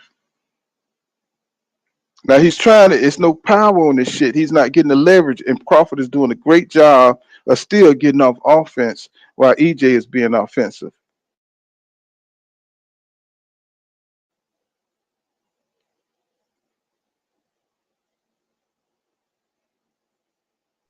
It looks like He on EJ the is not able to apply no pressure or do nothing. he's not getting no leverage because he's not quick enough to get the leverage and have Crawford still be there. So while he's trying to get it in, while he can't look at his feet, he's not getting the leverage on his punches. He don't even have his feet on the outside. I mean, Crawford got his feet right in between where he can leverage up his, and Mm-hmm. that's when he cut on Spence ass too. Caught him with an uppercut on the inside. Crawford shortened up his shots that fight right there. Something I ain't he Mm-hmm. could do with them ass arms. No, I knew he could do that, but he'd never do it on a consistent level. So Crawford showed a new wrinkle. She showed a different adjustment, you know what I'm saying, of greatness to his That's game. Look homework. at that. Look at this shit here. I mean, by this time, I think mentally he's starting to break down because he's just trying to do what he can to be effective. He's not the best outside hooker. You can't hook from the outside like that. You know what I'm saying? He don't have no explosiveness. You know, Crawford is confident that he can close it. You saw him working on this shit in the workout. This is the shit that he was working on in the workout right here. This is the shit. This is what you saw Crawford doing, trying to parry that jab, come in and be slick on the be slick walking him down. So there you go. He could start. You know, he paid for everything, man, that he had to throw. He paid for everything that he connected with. Uh-huh. And you know what's crazy, Paul? Earl Spence and Derrick James, and I fuck with both of them to the max. They know it, but they know I keep it real with their ass too. They both had a sense of arrogancy because they came with the same game plan they come with every fight. Every fight, they came with the same, we're going to do this because it works. And they came with the same game plan. While Bomac and Crawford and them, they switched up their whole game plan. They turned I Terrence think Crawford into a jabber with a power this, jab. it's more than that. Here's the reason why this shit works against AJ opponent. They're not able to do this. What we about to witness here.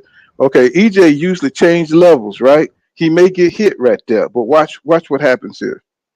Watch what this is what other opponents haven't been able to do to EJ.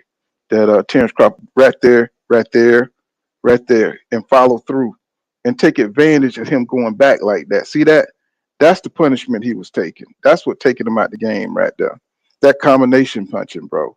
And lifting his head, going back. That's what Ugas called him. You know what I'm saying? Going back, like going on the other side. You see, he thought he was safe out there, but he wasn't. And he did. He just didn't. He didn't feel That like he could. reach, Yeah. Look, you saw that. Let me see. that reach Let me with show that y'all. speed. Yeah, look at that combination, bro. Look at that. He thought he could be safe here. He ain't got no safe haven, bro. None. You know what? You know what I just noticed too? While he was going back, look at Crawford's legs. He was coming forward with the speed too. He moved his legs and his arms, so he mirrored Errol going backwards. He came and kept the distance, so Errol couldn't get away from it. So he definitely kept EJ in a defensive mode.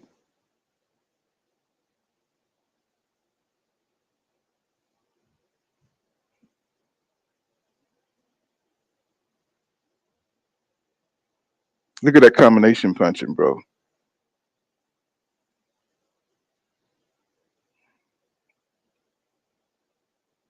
Now this is where Errol Spence Jr. power should have came into play, but but Bud was just too good with the defense, bro. He just prepared with an excellent, bro. He just so comfortable in this fight.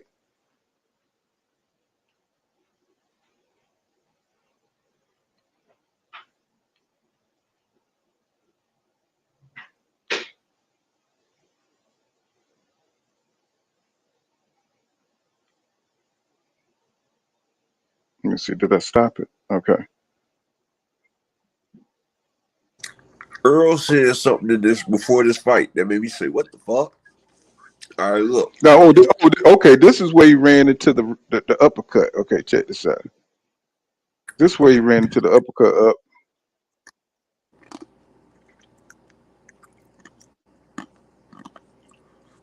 Let me see. Here we go. There you go. Look how he timed them, bro. You saw that? Timed it. Damn. That's beautiful right there. You can't time it no better.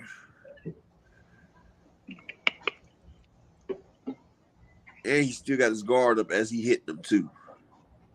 In case Errol come with an overhand right behind it.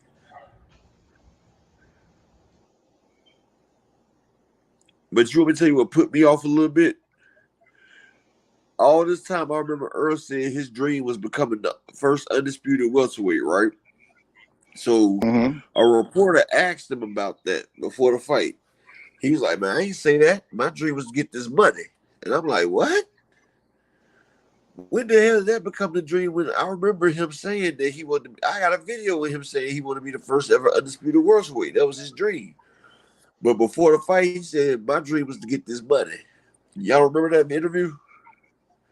Yeah, he was talking to Brian Custer. Yeah. Look at that. Like, look at this, bro. Look how he slipped EJ jab. See, he just took that jab out. He took that jab away from EJ and he slipped it. And we saw that at the workout. That's what he was working on. That's when he was doing those little hand drills and ducking and coming over with the right. Check this out. Look how he slipped EJ jab right there. And watch what he do. Watch how he catch EJ. Boom. Look at that. Look what level he at. What he catch him. Caught him right on the inside. Look at that. Oh boy.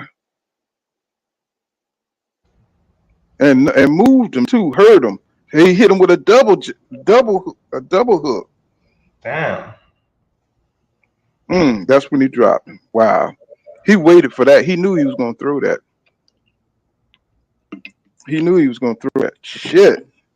That's it. We gotta watch that again. That's fucked up. I guess Crawford fights to the level of his competition because Yeah. I don't know how. God. Well, they said that EJ is predictable. That's what they were saying. At the same time, who would have known like Porter would have a better fight with Crawford than Spence? Well, Porter got quick feet. Porter reflexes are fast. He's a better athletic fighter.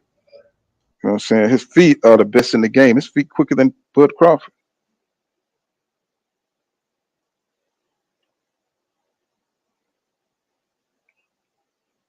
And watch Bud. He's looking at everything. Look at that. Them hooks. Yeah, Bud was so focused in that fight. EJ was just too slow, bro. Look at that. Then he hit him to the body and the head. Jesus Christ.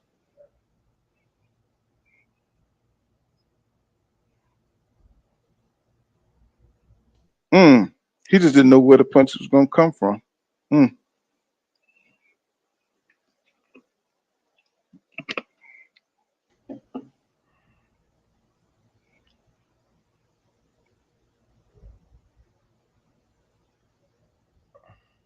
Yeah, see right there. Right there. Yeah, he just over the top. But EJ see, just boy, didn't that's sink. what I was talking about, bro. Look at most of the time when he getting hit like that, Crawford got EJ stuck in the mud, bro. That boxing ability that we known that we grew accustomed to before the accident is gone, bro. The quick feet, the shuffling, all of that, bro. Errol Spence was able to do all of that, bro. Like the Errol Spence before the car accident wouldn't be caught in the corner getting punched in his face with no answer.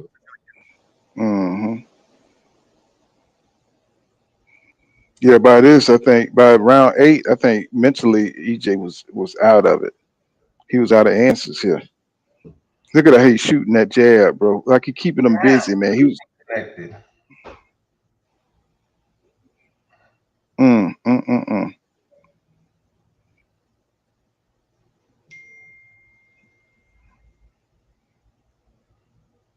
Yeah, let's see. But this is almost over. This is round 8. He holding. You Oh know, my they goodness. told Errol Spence not to take this fight, and I'm starting to think it's not about the money. I really think it's something deeper going on here that we just are unaware of. We'll see if there's a rematch. I'm highly doubting it. I mean, we see EJ fighting his heart out right here. It's just that Crawford is stronger. He can't budge him. His punches don't have the power. I think he broke him down with the speed and the skill, and he just got desperate and he started making more mistakes. He compiled on his mistakes. I don't think they prepared, what I'm saying, well enough for Bud. Bud looked comfortable as hell up in there. He looked like he's confident that he's the stronger guy, and he's just using his skills to pick him apart. Now EJ is going all out here trying to turn things around, but you're going to make mistakes. Now, see, he's trying to push him back so he can get on his front foot. You know what I'm saying? But he done took so much damn punishment. Look at how he open. Look how he wide open. Look how he throwing that hook. He missed that bitch by a country mile. And he's out of position after he throws it. This is, and there you go. He does his lean back. He know Errol is desperate, shooting for the fences right here.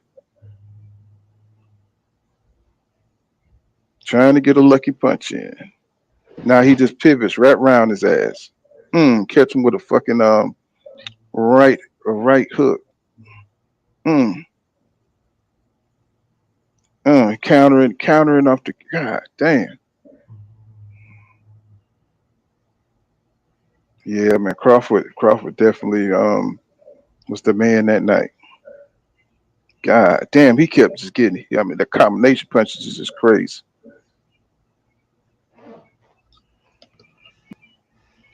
Like you said, he's shortening up them shots. You know what I'm saying? On the inside, he got his offensive game ready for the inside, man. This didn't matter what range EJ was in; he was just too slow to react. And then look at this dude; he's a good analyst, though. I like this guy. But that's what it was. That was hard to look at. That was hard to look at. God damn, man, that was hard to look at. Man. Whoo, man, that's the first time I watched that footage. But clearly, man, saying Crawford, I don't know, man. I'm thinking about the second fight. I don't know even if EJ was to train hard, he's gonna have to get them skills. His, that boxing IQ I just witnessed, it's on another level, bro. You know what I'm saying? EJ gonna have to work on his shit, bro. He can't just go in there with that strength and stamina and think he gonna beat Crawford. It's the IQ too. You know what I'm saying? It's the IQ too, because that combination punching dominated the night. I mean, goddamn, Errol's getting beaten going backwards and forward. He got outsmarted. He got beat to the punch. Got beat to the punch. I mean, we just watched it in slow mo. You know what I'm saying? That was hard to look at, but man, I'm still rolling with Errol though. You know what I'm saying? That's my boy. Ride or die. Anybody else got any? I know everybody like taking everybody quiet and shit. Come on now. Hey, that shit was like watching the Titanic twice.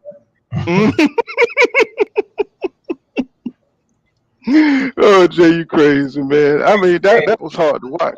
My boy took a threat.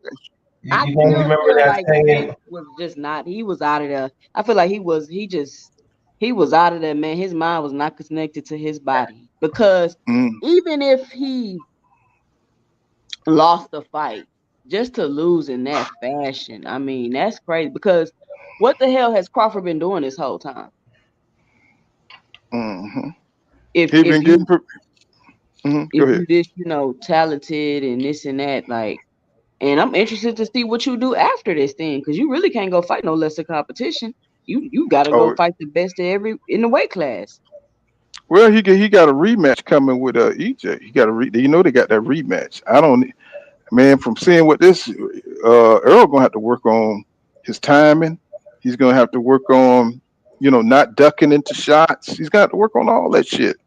You know what I'm saying? Everything I said he shouldn't do, he did in this fight. And I just didn't expect that he would. I thought he would prepare for that, knowing that. See, he knows that Crawford is a counterpuncher, bro. You know what I'm saying? And he knows he can be offensive. He's faster. So you got to prepare for these things. Don't look like EJ was prepared for none of it.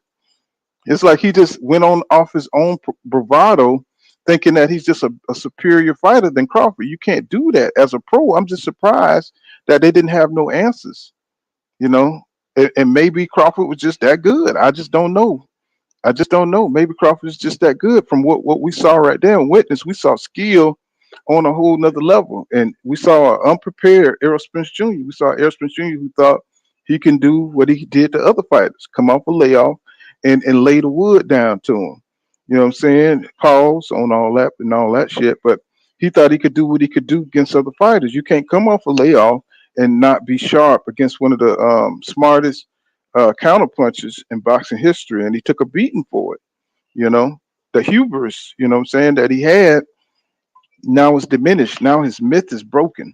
Now Bud know he can hurt him.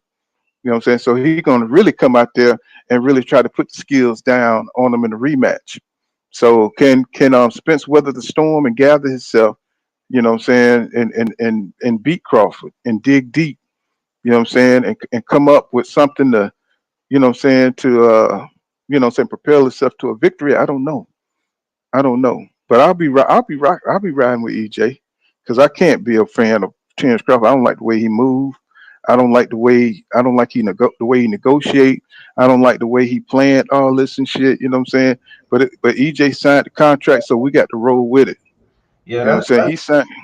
I was gonna say that's the other thing, man, that made me feel bad about Earl, because Earl actually went the hardest route. He had gotten all the belts, and Crawford obviously he eventually beat Earl, but at the same time all the stuff that he did in the past, he still did them, like the negotiations.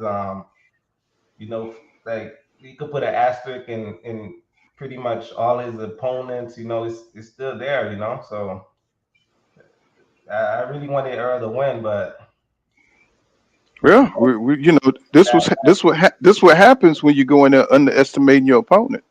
You know what I'm saying? He should have been training like Crawford, you know, is one of the best guys that he ever faced. He should have been training like that. He should have been trained working on his smaller skills, using his other tools, working on head movement, working on all. It's a lot of things he should have been. He should have been more cautious. You know what I'm saying? I didn't see the tactical aggression. You know what I'm saying? 'Cause he just let Crawford. He was overwhelmed by Crawford's skill, and he just let Crawford get off. He never was able to get off on the front foot. Maybe the first round, maybe a little bit of the second round, but once Crawford see what he had in the holes, you know, he was already aware of EJ holes and what he was going to throw, and EJ let himself, you know, what I'm saying, get damaged. And once you start getting damaged, mentally you start to deteriorate. You know what I'm saying? He started putting that combination punching on him, catching them at different angles and stuff. And this is what his fans were saying too for the longest. You know what I'm saying? That this was going to happen. But I thought EJ was smart enough to make the adjustments, and he wasn't. I thought Derek James was going to, you know what I'm saying, be able to, you know, I thought it was close enough to have the conversation. Hey, boy, you know what I'm saying? You know, you lunging. You know what I'm saying? Get that out your game. But they didn't. He did exactly what everybody said he was going to do. And I hate to admit that, but that's exactly what happened. You know what I'm saying? That's exactly what happened. He lunged, you know what I'm saying? And he just got desperate because he didn't have the answers. You know, that's my boy though. You know what I'm saying? He just the arrogance, man, is astounding. You know what I'm saying? It's astounding. You know, he shouldn't have fought him at 147. He should have went where he had the advantage, you know what I'm saying, and weight and being healthy. You know what I'm saying? That's what he should have done. And if he wouldn't have agreed to that, then don't have the fight. Don't go where Crawford has the advantage. You go where you got the advantage. And you know, but we all went to see this fight. We thought EJ was just the superior athlete. We thought he was just the dominant. But if you can't depend on the things that make you great, your stamina, your strength, then you don't go there. You don't go into another man's lion's den and get ate up. You know what I'm saying? You bring a motherfucker to your den and shit, and then you can eat. You know what I'm saying? So that's where EJ fucked up. You know what I'm saying? But he's $30 million richer. So you know what I'm saying? Congratulations to him and his family. You know what I'm saying? So but we got a great fight though here. You know, and maybe we'll get a second one. Maybe we'll get a trilogy. I don't know. What y'all think? What y'all think the rematch will look like? What y'all think the rematch will look like? I don't even know at this point because Yeah. it looked as though he couldn't do anything. Yeah. It looked as though there was nothing at all he could do. That's what it is. You know what I'm saying? Then to watch the Hmm. replay, it's like, so he couldn't do nothing.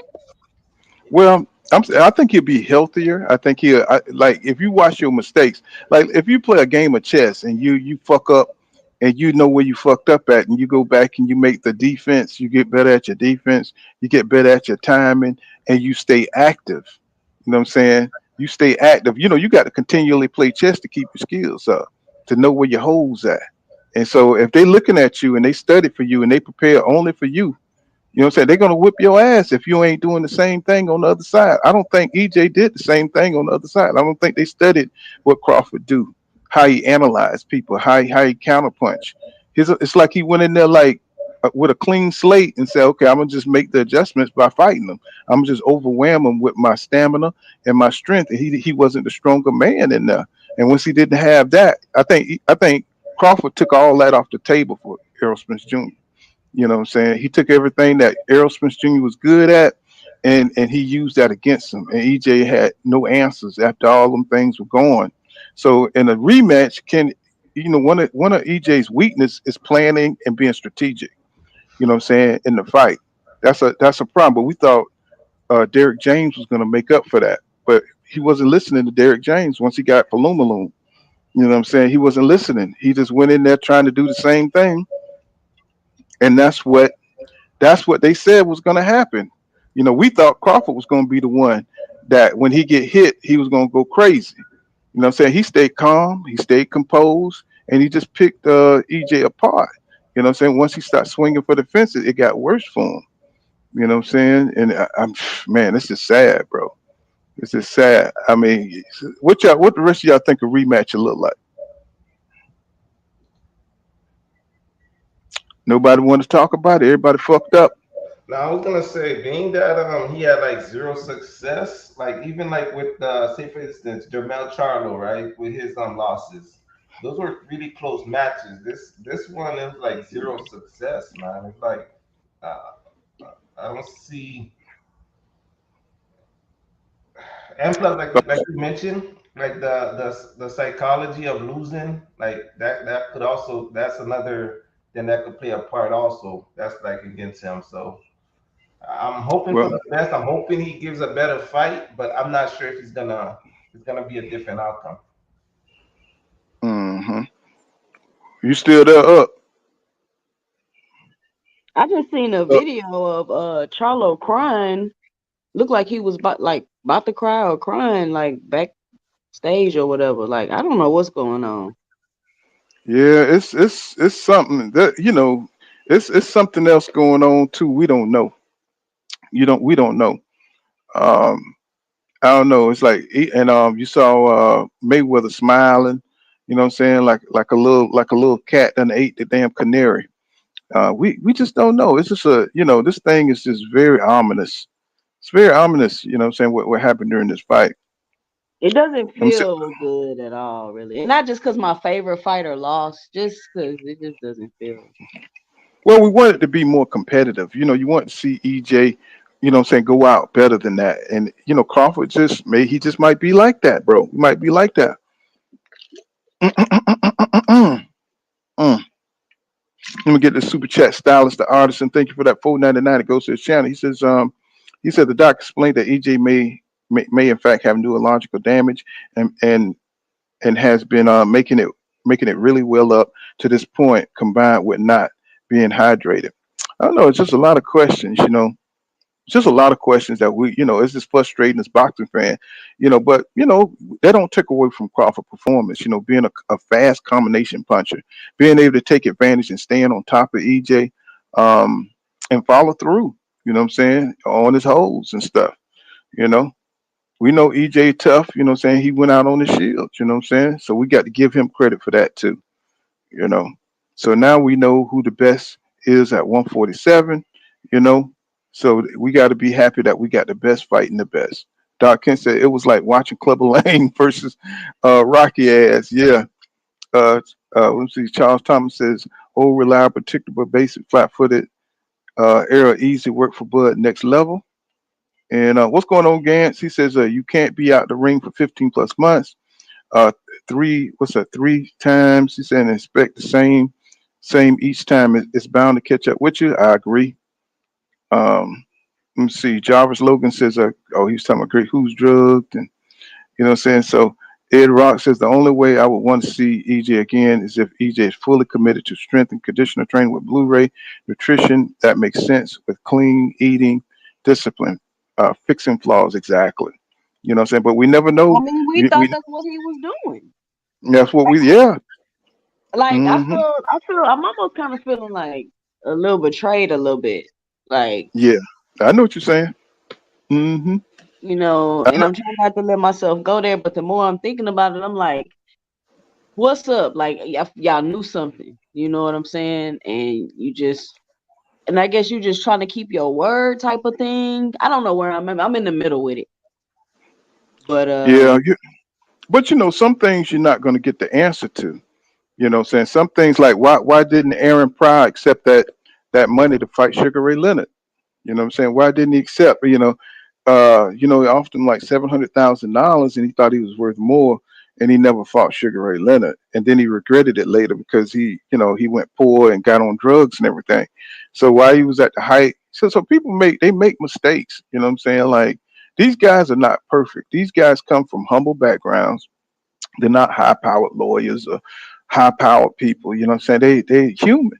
So they make mistakes, and I think EJ totally underestimated what Crawford was going to bring to the table. Crawford was laser focused, on beating EJ, and so for some reason EJ just didn't do what he needed to do to be more competitive. Not saying if he would have won or not, but what I'm saying he grossly underestimated what Crawford can do in that ring when he should have been studying this guy. Look, clearly he just thought he was pedigrees above this guy, and he wasn't. Let's see. What you say, Kramer? My bad. He says 15-month layoff. Spence know damn well he should have had a tune up first. First, he come off the couch to fight the best fighter in the world. But playing the shit perfectly. Crawford loves boxing exactly. So I didn't think Crawford did because he was talking about retirement, and maybe that was a feint to Errol Spence Jr. to make it feel like, what I'm saying, some kind of gamemanship. I'm saying, and the way he was doing it, he was preparing for EJ the entire time. He just says Marcus Messiah, he said it will look the same. He said unless Errol fights a tune up. He said in that time, he says Errol has level changes. You know what I'm saying? So yep, facts.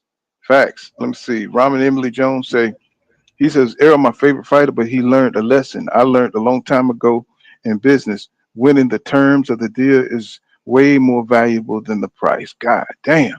But y'all dropping jewels now. Yeah, y'all should have dropped these jewels before. God damn it. Y'all dropping jewels like a motherfucker now. He says John Kramer says Spence. He says those that money the boxing can give him, but Crawford actually loves to compete, and that's the difference between the two guys. Mm, mm, mm, mm, mm. Ugly, ugly, ugly. Let me see. Alpha male. He says, I have watched every Terrence Crawford fight. He said that dude power went from good to Mike Tyson all of a sudden. I say the same thing.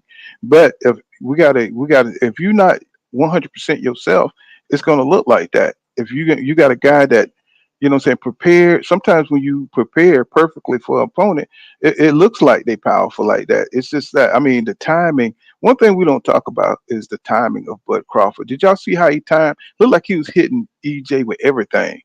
Since speed, combination punching, he was just hitting EJ at all times, bro, in this fight. And if you're not 100% of yourself, yeah, you're gonna look like the power was real, bro. Um, I don't know. I don't know. I don't want to say that Bud juice to get the muscle or anything like that. I don't want to put that out there. You know what I'm saying? But the man, he clearly prepared for this fight, and I think EJ wasn't prepared, bro. He just wasn't ready. You know what I'm saying? He definitely wasn't ready for what Crawford was bringing to the ring. You know what I'm saying? So Crawford just he outclassed EJ that night. You know what I'm saying? He definitely outclassed him, you know what I'm saying? And he deserved to be undisputed. You know what I'm saying? He deserved to be undisputed. Damn internet, I'm going in and out. He just he and if we get a rematch, hopefully EJ do his homework. You know what I'm saying? Hopefully competitive, but he's got a disadvantage by getting knocked out. You know what I'm saying? He's gonna have to overcome that. Now you got him come. You know what I'm saying? So those are facts. You know what I'm saying? But I want to get everybody last thoughts and we're gonna close it out. Any last thoughts by anybody? I want to hear everybody. Son of Peter, what you think? I just want to leave with this. I remember, was it Ricky Williams that had that saying, that this fight was gonna be like your watching your favorite dog get ran by a semi or something. That was Black Fight Yeah, fan. I never knew it was gonna be the other way around, but we'll see where Errol goes from here. Like I said, I hope the best. I hope he trains harder or comes in better than he did this fight. But we'll see. I appreciate you letting me join the chat pool. Shout out to all you guys in the panel. King of Judah, um, up, and the young lady. I appreciate you guys. Take care. Let me get your last words, Jay. What you think? I mean, I'm fucked up. I still don't I'm know. fucked. I still just got so many things running through my head, but I'm just feeling like Spence wasn't 100, man. I understand he wanted to give the people what they wanted. You kind Crawford of cut didn't. out, Jay. Yeah, hello. Can Are you hear you me? there? Yeah, I'm here. Hello. And so you can. Yeah, you kind of cut out. Go ahead. We can hear you now. Yeah. I don't know. Crawford did his thing. He came in looking sharp, looking good, looking unstoppable. hmm I just feel Yeah. like that's the best Crawford we ever seen, and that's the worst EJ we've ever seen because I don't see EJ beating nobody fighting like that. But I mean, I don't know. Did Crawford make him look like that? He just looked slow, off. It's just something wasn't right. Something wasn't right. That's how I feel. hmm King Judah, you there, King? King Judah. Yeah, I'm here. I'm here. Yeah, yeah. What's your fight? What's your closing thoughts? Yeah, bro. Like I said, I told y'all at first, bro. As a EJ fan, I do feel like he was drained for this fight. You know what I'm saying? I feel like he was small. Like another one of my favorite fighters, Devin Haney, small for the weight class, been there too long, kind of small. I don't think that's the only reason he lost. And I don't think EJ is the same after the car accident. I think a lot of people gonna overlook that because what people gonna say is, well, he dominated Danny Garcia and he dominated Ugas. Yeah, that's fine and dandy, but he dominated. Well, I'm not gonna lie, he did box, but he switched it up against Danny. But with Ugas, he came straight forward, and it looked like with Terrence Crawford, that was his only plan for Crawford too. That let me know that EJ don't have that to fall back on. Where if the boxing, if him bulldozing you don't work, he can fall back and box you a little bit. He can box you. I don't think he can do that no more, bro. He haven't shown me he can do that since Danny Garcia, and hmm that's my biggest thing. So But I you don't, think? I don't think it's possible no more, fool. So you think he diminished? Yeah, something his legs been diminishing You think slowly he's? but surely. You think he's? Yeah, his legs gone, but that bouncing is still like. Pull, go back and watch the Lamont Peterson or the No, I know exactly what you're talking about. I know exactly. You know, because when he in and out, he be yeah. bouncing. When is that, His reaction time, his right? reflexes. When the Yeah, last time yeah. you seen Errol Spence up on his toes in a fight? The last time that happened was You Danny know, Garcia. it's been a minute. You know, so he don't have the same speed, same quickness.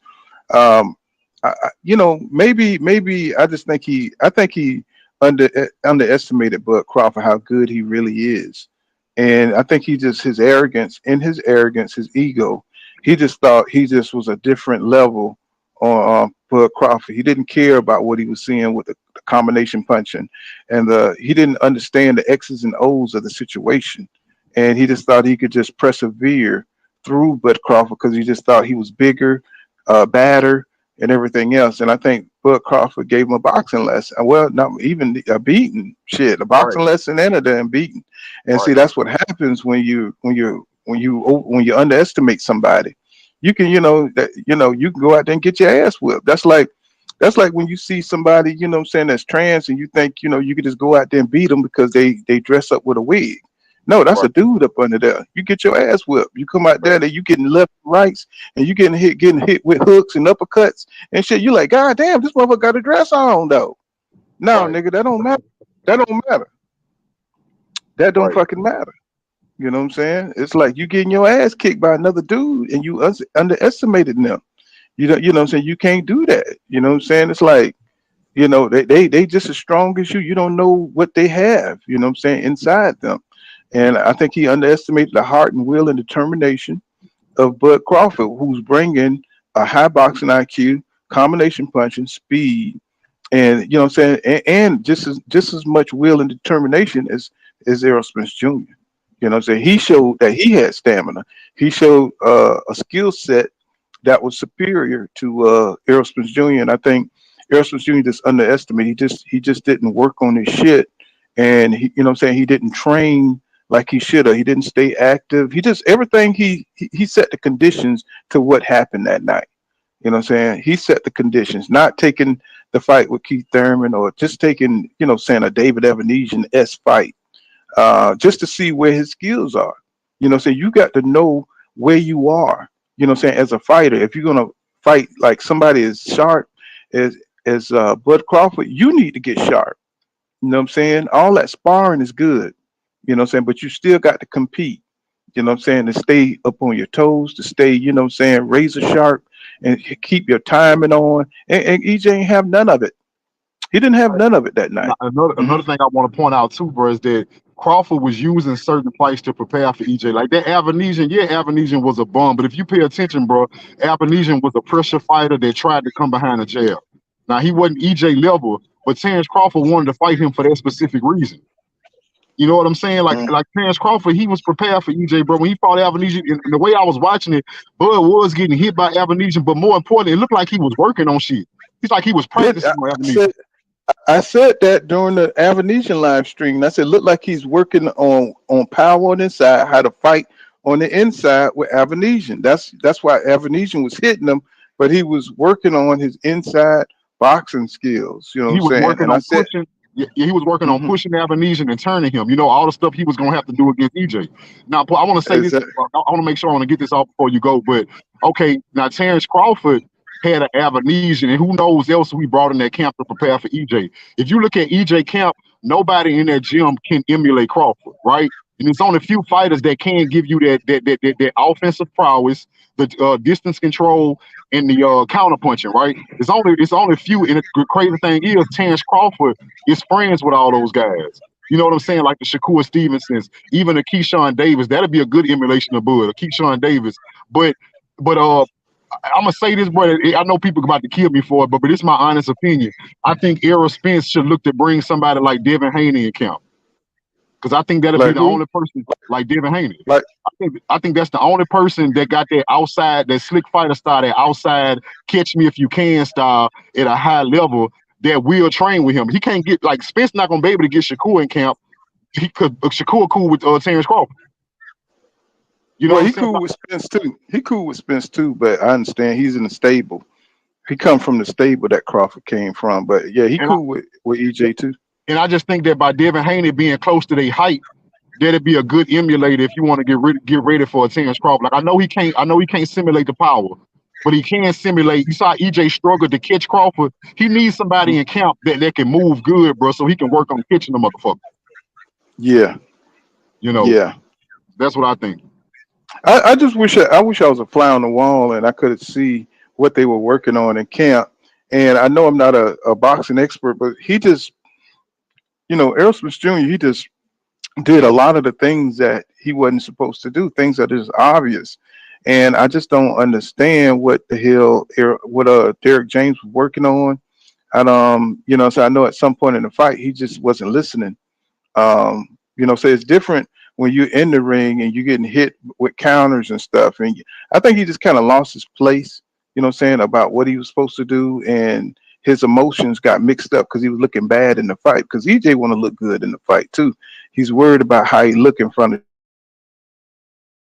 Jamel Charlo and his fans, and I think all that came into play, and that just led to more mistakes. And we just have seen an undisciplined EJ in the ring, which is weird, you know what I'm saying? But Terrence Crawford took him out his game plan, you know what I'm saying? Never really let him get on his front foot, you know what I'm saying? Kept the combination punching and just overwhelmed EJ, you know what I'm saying, who can never just get into the fight mentally, you know what I'm saying? So, you know, good domination by Bud Crawford, good planning by Bud Crawford, and hopefully EJ can bounce back and look at the fight and see where his mistakes were and really prepare for the fight and get his team together.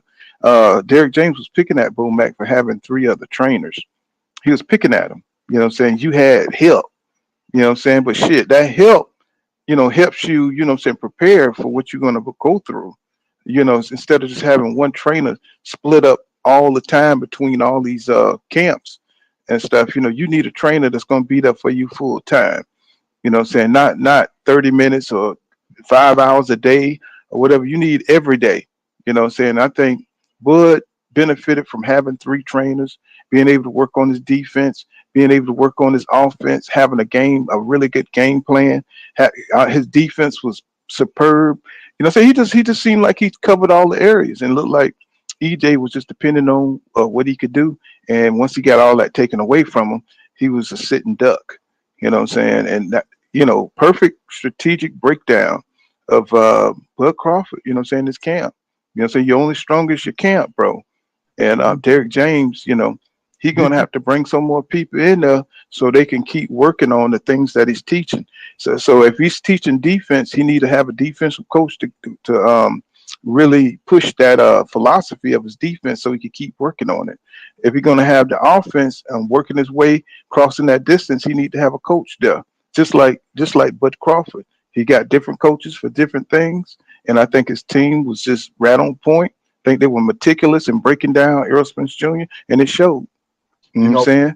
Did you see Blue? I was watching the video Blu-ray just did, and Blu-ray was addressing, he was letting everybody know, like, me and Errol Spence not beefing. He was talking about how Errol Spence invited me to his house to watch the last Super Bowl, letting people know that the reason that he said, I don't know why Errol Spence don't want me to train him. So when he said that, but they let me know if they cool, Errol Spence didn't articulate why he don't want to train with him. I'm starting to think that Errol know he can't train with Blu-ray because the muscle he'll put on, he wouldn't be able to make weight with. Like, I'm thinking that's plausible. That's a plausible reason for why he not training with Blu-ray, because the muscle he'll put on would be too much. You know what I mean? Well, Errol, he went after he was the one went after 147 undisputed, right? So, he wanted that. So, if he knew he was going to be stronger at 154, so he had to pick his poison, you know what I'm saying? So if he was going to go for that, he had to go through Terrence Crawford. He had to do what he got to do to make the weight, you know what I'm saying? So, that's not Bud Crawford's fault. You know what I'm saying? That's EJ. That's him picking his poison. And, say if you can't operate at that weight, you know what I'm saying, you just can't operate at that weight, you know what I'm saying? But a lot of it was skill. A lot of it was planning, a lot of it was just Crawford being smarter. And smarter in the ring, skill wise, you know what I'm saying? So, I think go ahead. One thing, the reason why, because at first, I don't know, we done talked about, when EJ first started training with Blu-ray, that was a big thing for people. That was a big talking point for a lot of channels. And I was one of the ones that was like, hey, what, EJ know what he's doing. EJ gonna be EJ no matter what, right? But bro, right. I do think if this fight go to 154 here, even if it don't go to 154, EJ need to be back with Blu-ray for one reason and one reason only, Paul. And I'm about to shock the world. Y'all know I don't care about power too much. But watching EJ not have no power and not be able to hurt nobody, bro, that was sad to see. Like EJ need that back, bro. Because I remember when I first started watching EJ, that was my first analysis of him. Before I even realized that he was perfectly balanced. He was able to go through offense to defense, be an outside fighter, pressure fighter. He was doing that shit seamlessly. But before I even noticed that, the first thing I noticed that everything he throw has heat on it. Everything he lands cleanly bothers you. Yeah. And when he couldn't do that, I was like, nah, bro, that nigga he need Blu-ray back in his life. Them niggas like, you know what I'm saying? Hey, you know how that girl, they got that one girl, y'all didn't get along, but for whatever reason, you was happy with her. She made you more happy than everybody else. Y'all argue like a motherfucker, but you want her there. Like he need to get back with Blu-ray, bro. I'm sorry, bro. Like me watching him, bro, he landed at least 4, bro. I gotta go rewatch the fight, but he landed at least 4 clean power shots on Terrence Crawford, bro, and they didn't do shit. They didn't do nothing, Mm-hmm. bro. Nothing. Like Crawford didn't even react to him. And like I Mm-hmm. saw what you saw too, when you was like, yeah, EJ was going to his body and it looked like he was tapping him. It looked like EJ was slapping him. I'm like, bro, what is you doing? When Mm-hmm. I saw that, bro, that's how I know, bro. Whatever nutrition he with, he might, like I say, he might have outgrew his weight class. If he go to 154, or like I said, even if he don't go 154, I'm bringing Blu-ray back. Because I don't know, I listen to Blu-ray. You know, he a young cat. He seems personable, but you can't take away the fact that he know how to build an explosive athlete. Yep. He know how Yep. to build one. But we got to be honest. You know what I'm saying? I think he underestimated Crawford. You know what I'm saying? Right, right. He underestimated Crawford's abilities, and you can't do that. In the pros, you can't take anybody, you know what I'm saying? You can't take anybody lightly, especially when you're talking about somebody who's the best, you know what I'm saying, at counterpunching. I mean, if you could just look at what Crawford do in the ring and you know that you can't leave yourself open, you could just say that off the rip. You know what I'm saying? You know he's looking for shots and opportunities. Why would you give him those opportunities? Why wouldn't you prepare yourself to continue the pressure and continue, you know what I'm saying, using power, you know what I'm saying, to your advantage, you know what I'm saying, and using that tactical aggression the way you did everybody else. So there's more to this, you know what I'm saying, than we're looking at. There's something on the other side, I don't know, on the EJ side. Maybe it's just the arrogance. Maybe it was just, you know what I'm saying, him believing his own hype. I don't know. You know what I'm saying? But the questions are out there. You know what I'm saying? It's like, you know, I'm gonna continue looking at this. You know what I'm saying? It's just like, wow, I'm just so fucked up about how bad he lost, man. It's just Man, staggering. if I'm EJ, bro, like I say, this camp, because I don't want to say they're not competent. Because I told I was pissed off for that EJ came in that fight smaller than, but I was pissed off about this. But my thing is, Hmm. bro, if they can't see what I can see, in my humble opinion, I don't think I'm nobody, bro. I'm not no expert. I'm not a genius. But Right. I would call them incompetent, bro, if they fought Terrence Crawford again and they wasn't bigger than Terrence Crawford. And I would be even more pissed off if they actually fought this fight at 154 and he wasn't back with the Blu-ray. The proof is in the pudding, bro. Blu-ray had Errol Spence on a knockout streak, and we all saw how explosive he was with Blu-ray. Now, when he did against Ugas came close, everybody kept trying to say, "Oh, Errol Spence is back. Oh, he looks better than ever." I beg to differ. Yeah, he looked good against Ugas, but he was not as explosive as he was when he was with Blu-ray. He wasn't. He still wasn't that explosive. Right. I know what you're saying. Yeah, he wasn't quick. He didn't Right, have it. He wasn't as it wasn't as quick. He wasn't as athletic as he was. He didn't have access to that kind of ability. You know, right. it's kind of like if somebody take one of your superpowers away. You know what I'm saying? And you just using raw power this fight, and he used more power. He had some quickness though in the Ugas fight, but Ugas ain't as fast. His reflexes ain't as fast as Bud Crawford though. Bud Crawford's speed is on another level, bro. Um, the way he anticipated EJ's jab. I mean, he could see it coming a mile away. He was watching everything Errol Spence Jr. was throwing, and he was able to make the adjustment to it. So, Yeah. it's just hard to really accept that it's this kind of separation. You know what I'm saying, and the skill and the power of these two.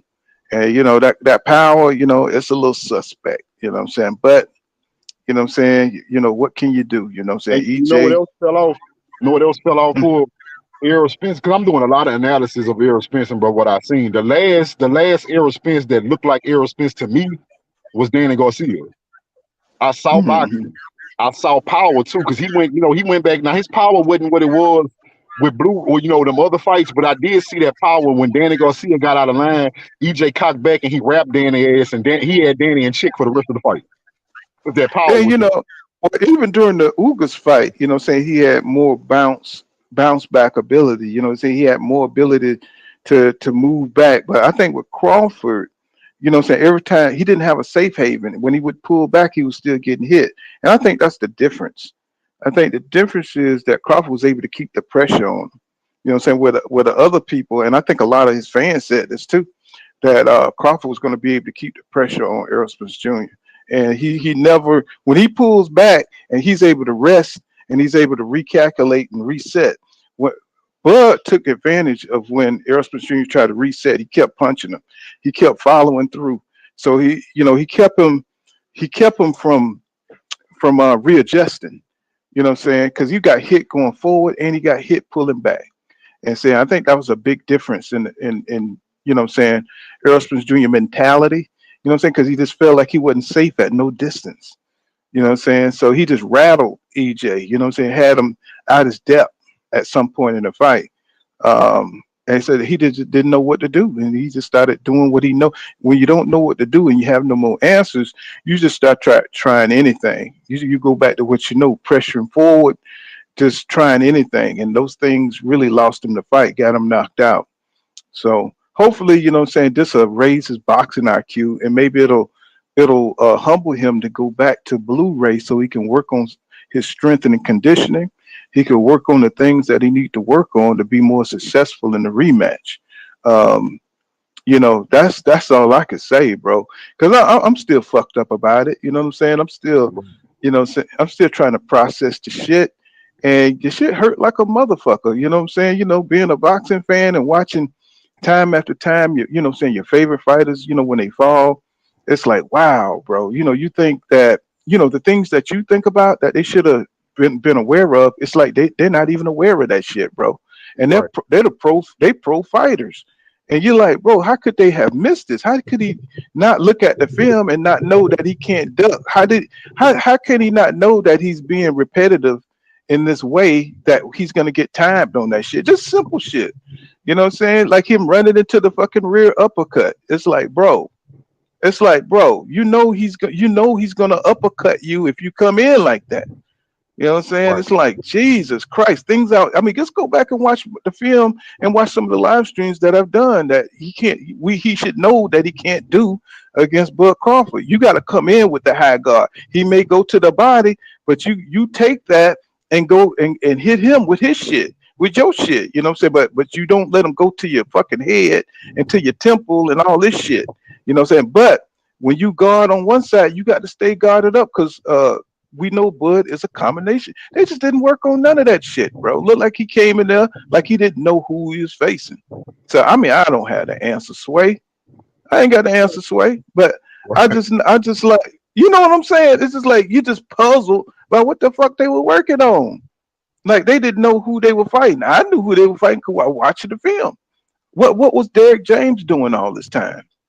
You know what I'm Right. saying? DJ You talking know, about something, he don't watch nothing and he don't watch film. I just think that's crazy, bro. Like he was like, yeah, I watched all Terrence Crawford's fight. I don't have to study him. Like I just bro, go the extra mile, bro. Like don't be cocky, bro. Watch that man fight. Try to find out everything about him because I guarantee you they try to find out everything about you. yeah, and I was confident because Derek James said, you know, I don't even watch the fight until, you know, the fight day. Bro, you need to be watching that shit.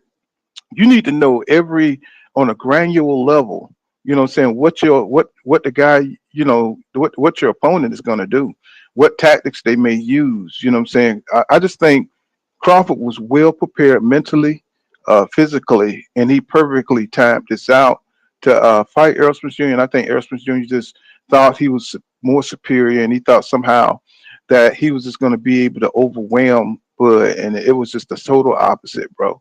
And this is what happens when you don't take your opponent seriously. And we've seen this in the past from Errol Spence Jr. I told y'all a long time ago that he was arrogant. That was going to be his downfall, his arrogance. You know what I'm saying? 50% of me, you know what I'm saying, is better than these guys. And that played out in the fight. You know what I'm saying? You know, he just never, when you never meet an opponent that make you push yourself to another level, which I thought the Porter fight did, and maybe that would have gave him some understanding that these guys are not that far apart. You know, so I think Bud Crawford just separated himself out the pack. You know, so even though he didn't fight everybody else, you know what I'm saying? Um, that's the part that's puzzling. You know what I'm saying? Because he didn't have this um, experience fighting the top welterweights, he was still able to raise his level above everybody. So that maybe that shows the greatness of Bud Crawford. You know what I'm saying? Maybe that shows that he don't need to fight everybody. You know what I'm saying? But as a boxing fans, y'all see how my mind work. You know what I'm saying? It ain't just some fanboy shit. You know what I'm saying? You roll for your guy, but you admit, what happened, right? So, congratulations to Bud Crawford. You know what I'm saying? He did what he did. And Bud, I mean, he was the faster, the more complete fighter in the ring. EJ, hopefully this is a growing experience. Hopefully he ain't too banged up to not bounce back and make a greater fight, what I'm saying, in the rematch. But either way, I'll be going for EJ. You know what I'm saying? Even though we just witnessed what we witnessed. You know what I'm saying? And that's being a ride or die boxing fan right there. You know what I'm saying? I'll tell you, I'm with EJ. I like his character. What I'm saying? I like what he represents, Texas, the truth, what I'm saying? I think Bud Crawford is, what I'm saying, he's Lukey. He's Lukey of the North mythology. He's tricky, what I'm saying? He's an optical illusion, but when it's time to be real, Lukey can be real. You know what I'm saying? He can fuck you up. You know what I'm saying? And that's what we saw. We saw the trickster. You know what I'm saying? It kind of feel like evil triumph here, what I'm saying, over good. You know what I'm saying? And I just think EJ was just a little naive. He was a little egotistical, and that got him whipped, what I'm saying, in the ring. But sometimes you need to get your ass whipped to get better. You know what I'm saying? That's what we thought with Bud Crawford, but apparently he was the better athlete. He's got the better mentality towards this fight, and maybe this will help raise EJ's awareness. If he ain't too banged up or if he ain't too mentally gone, what I'm saying, from what he just experienced.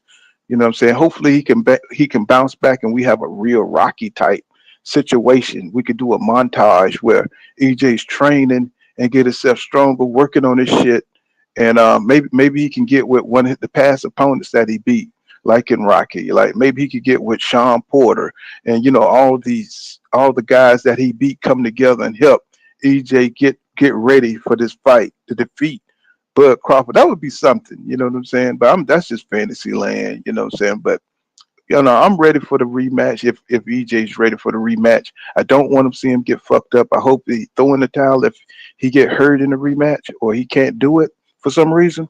You know what I'm saying? Hopefully, you know what I'm saying, we get a better second rematch though. But I'm still riding with EJ, yo. Let me see. But yeah, that was supposed to be the closing thoughts.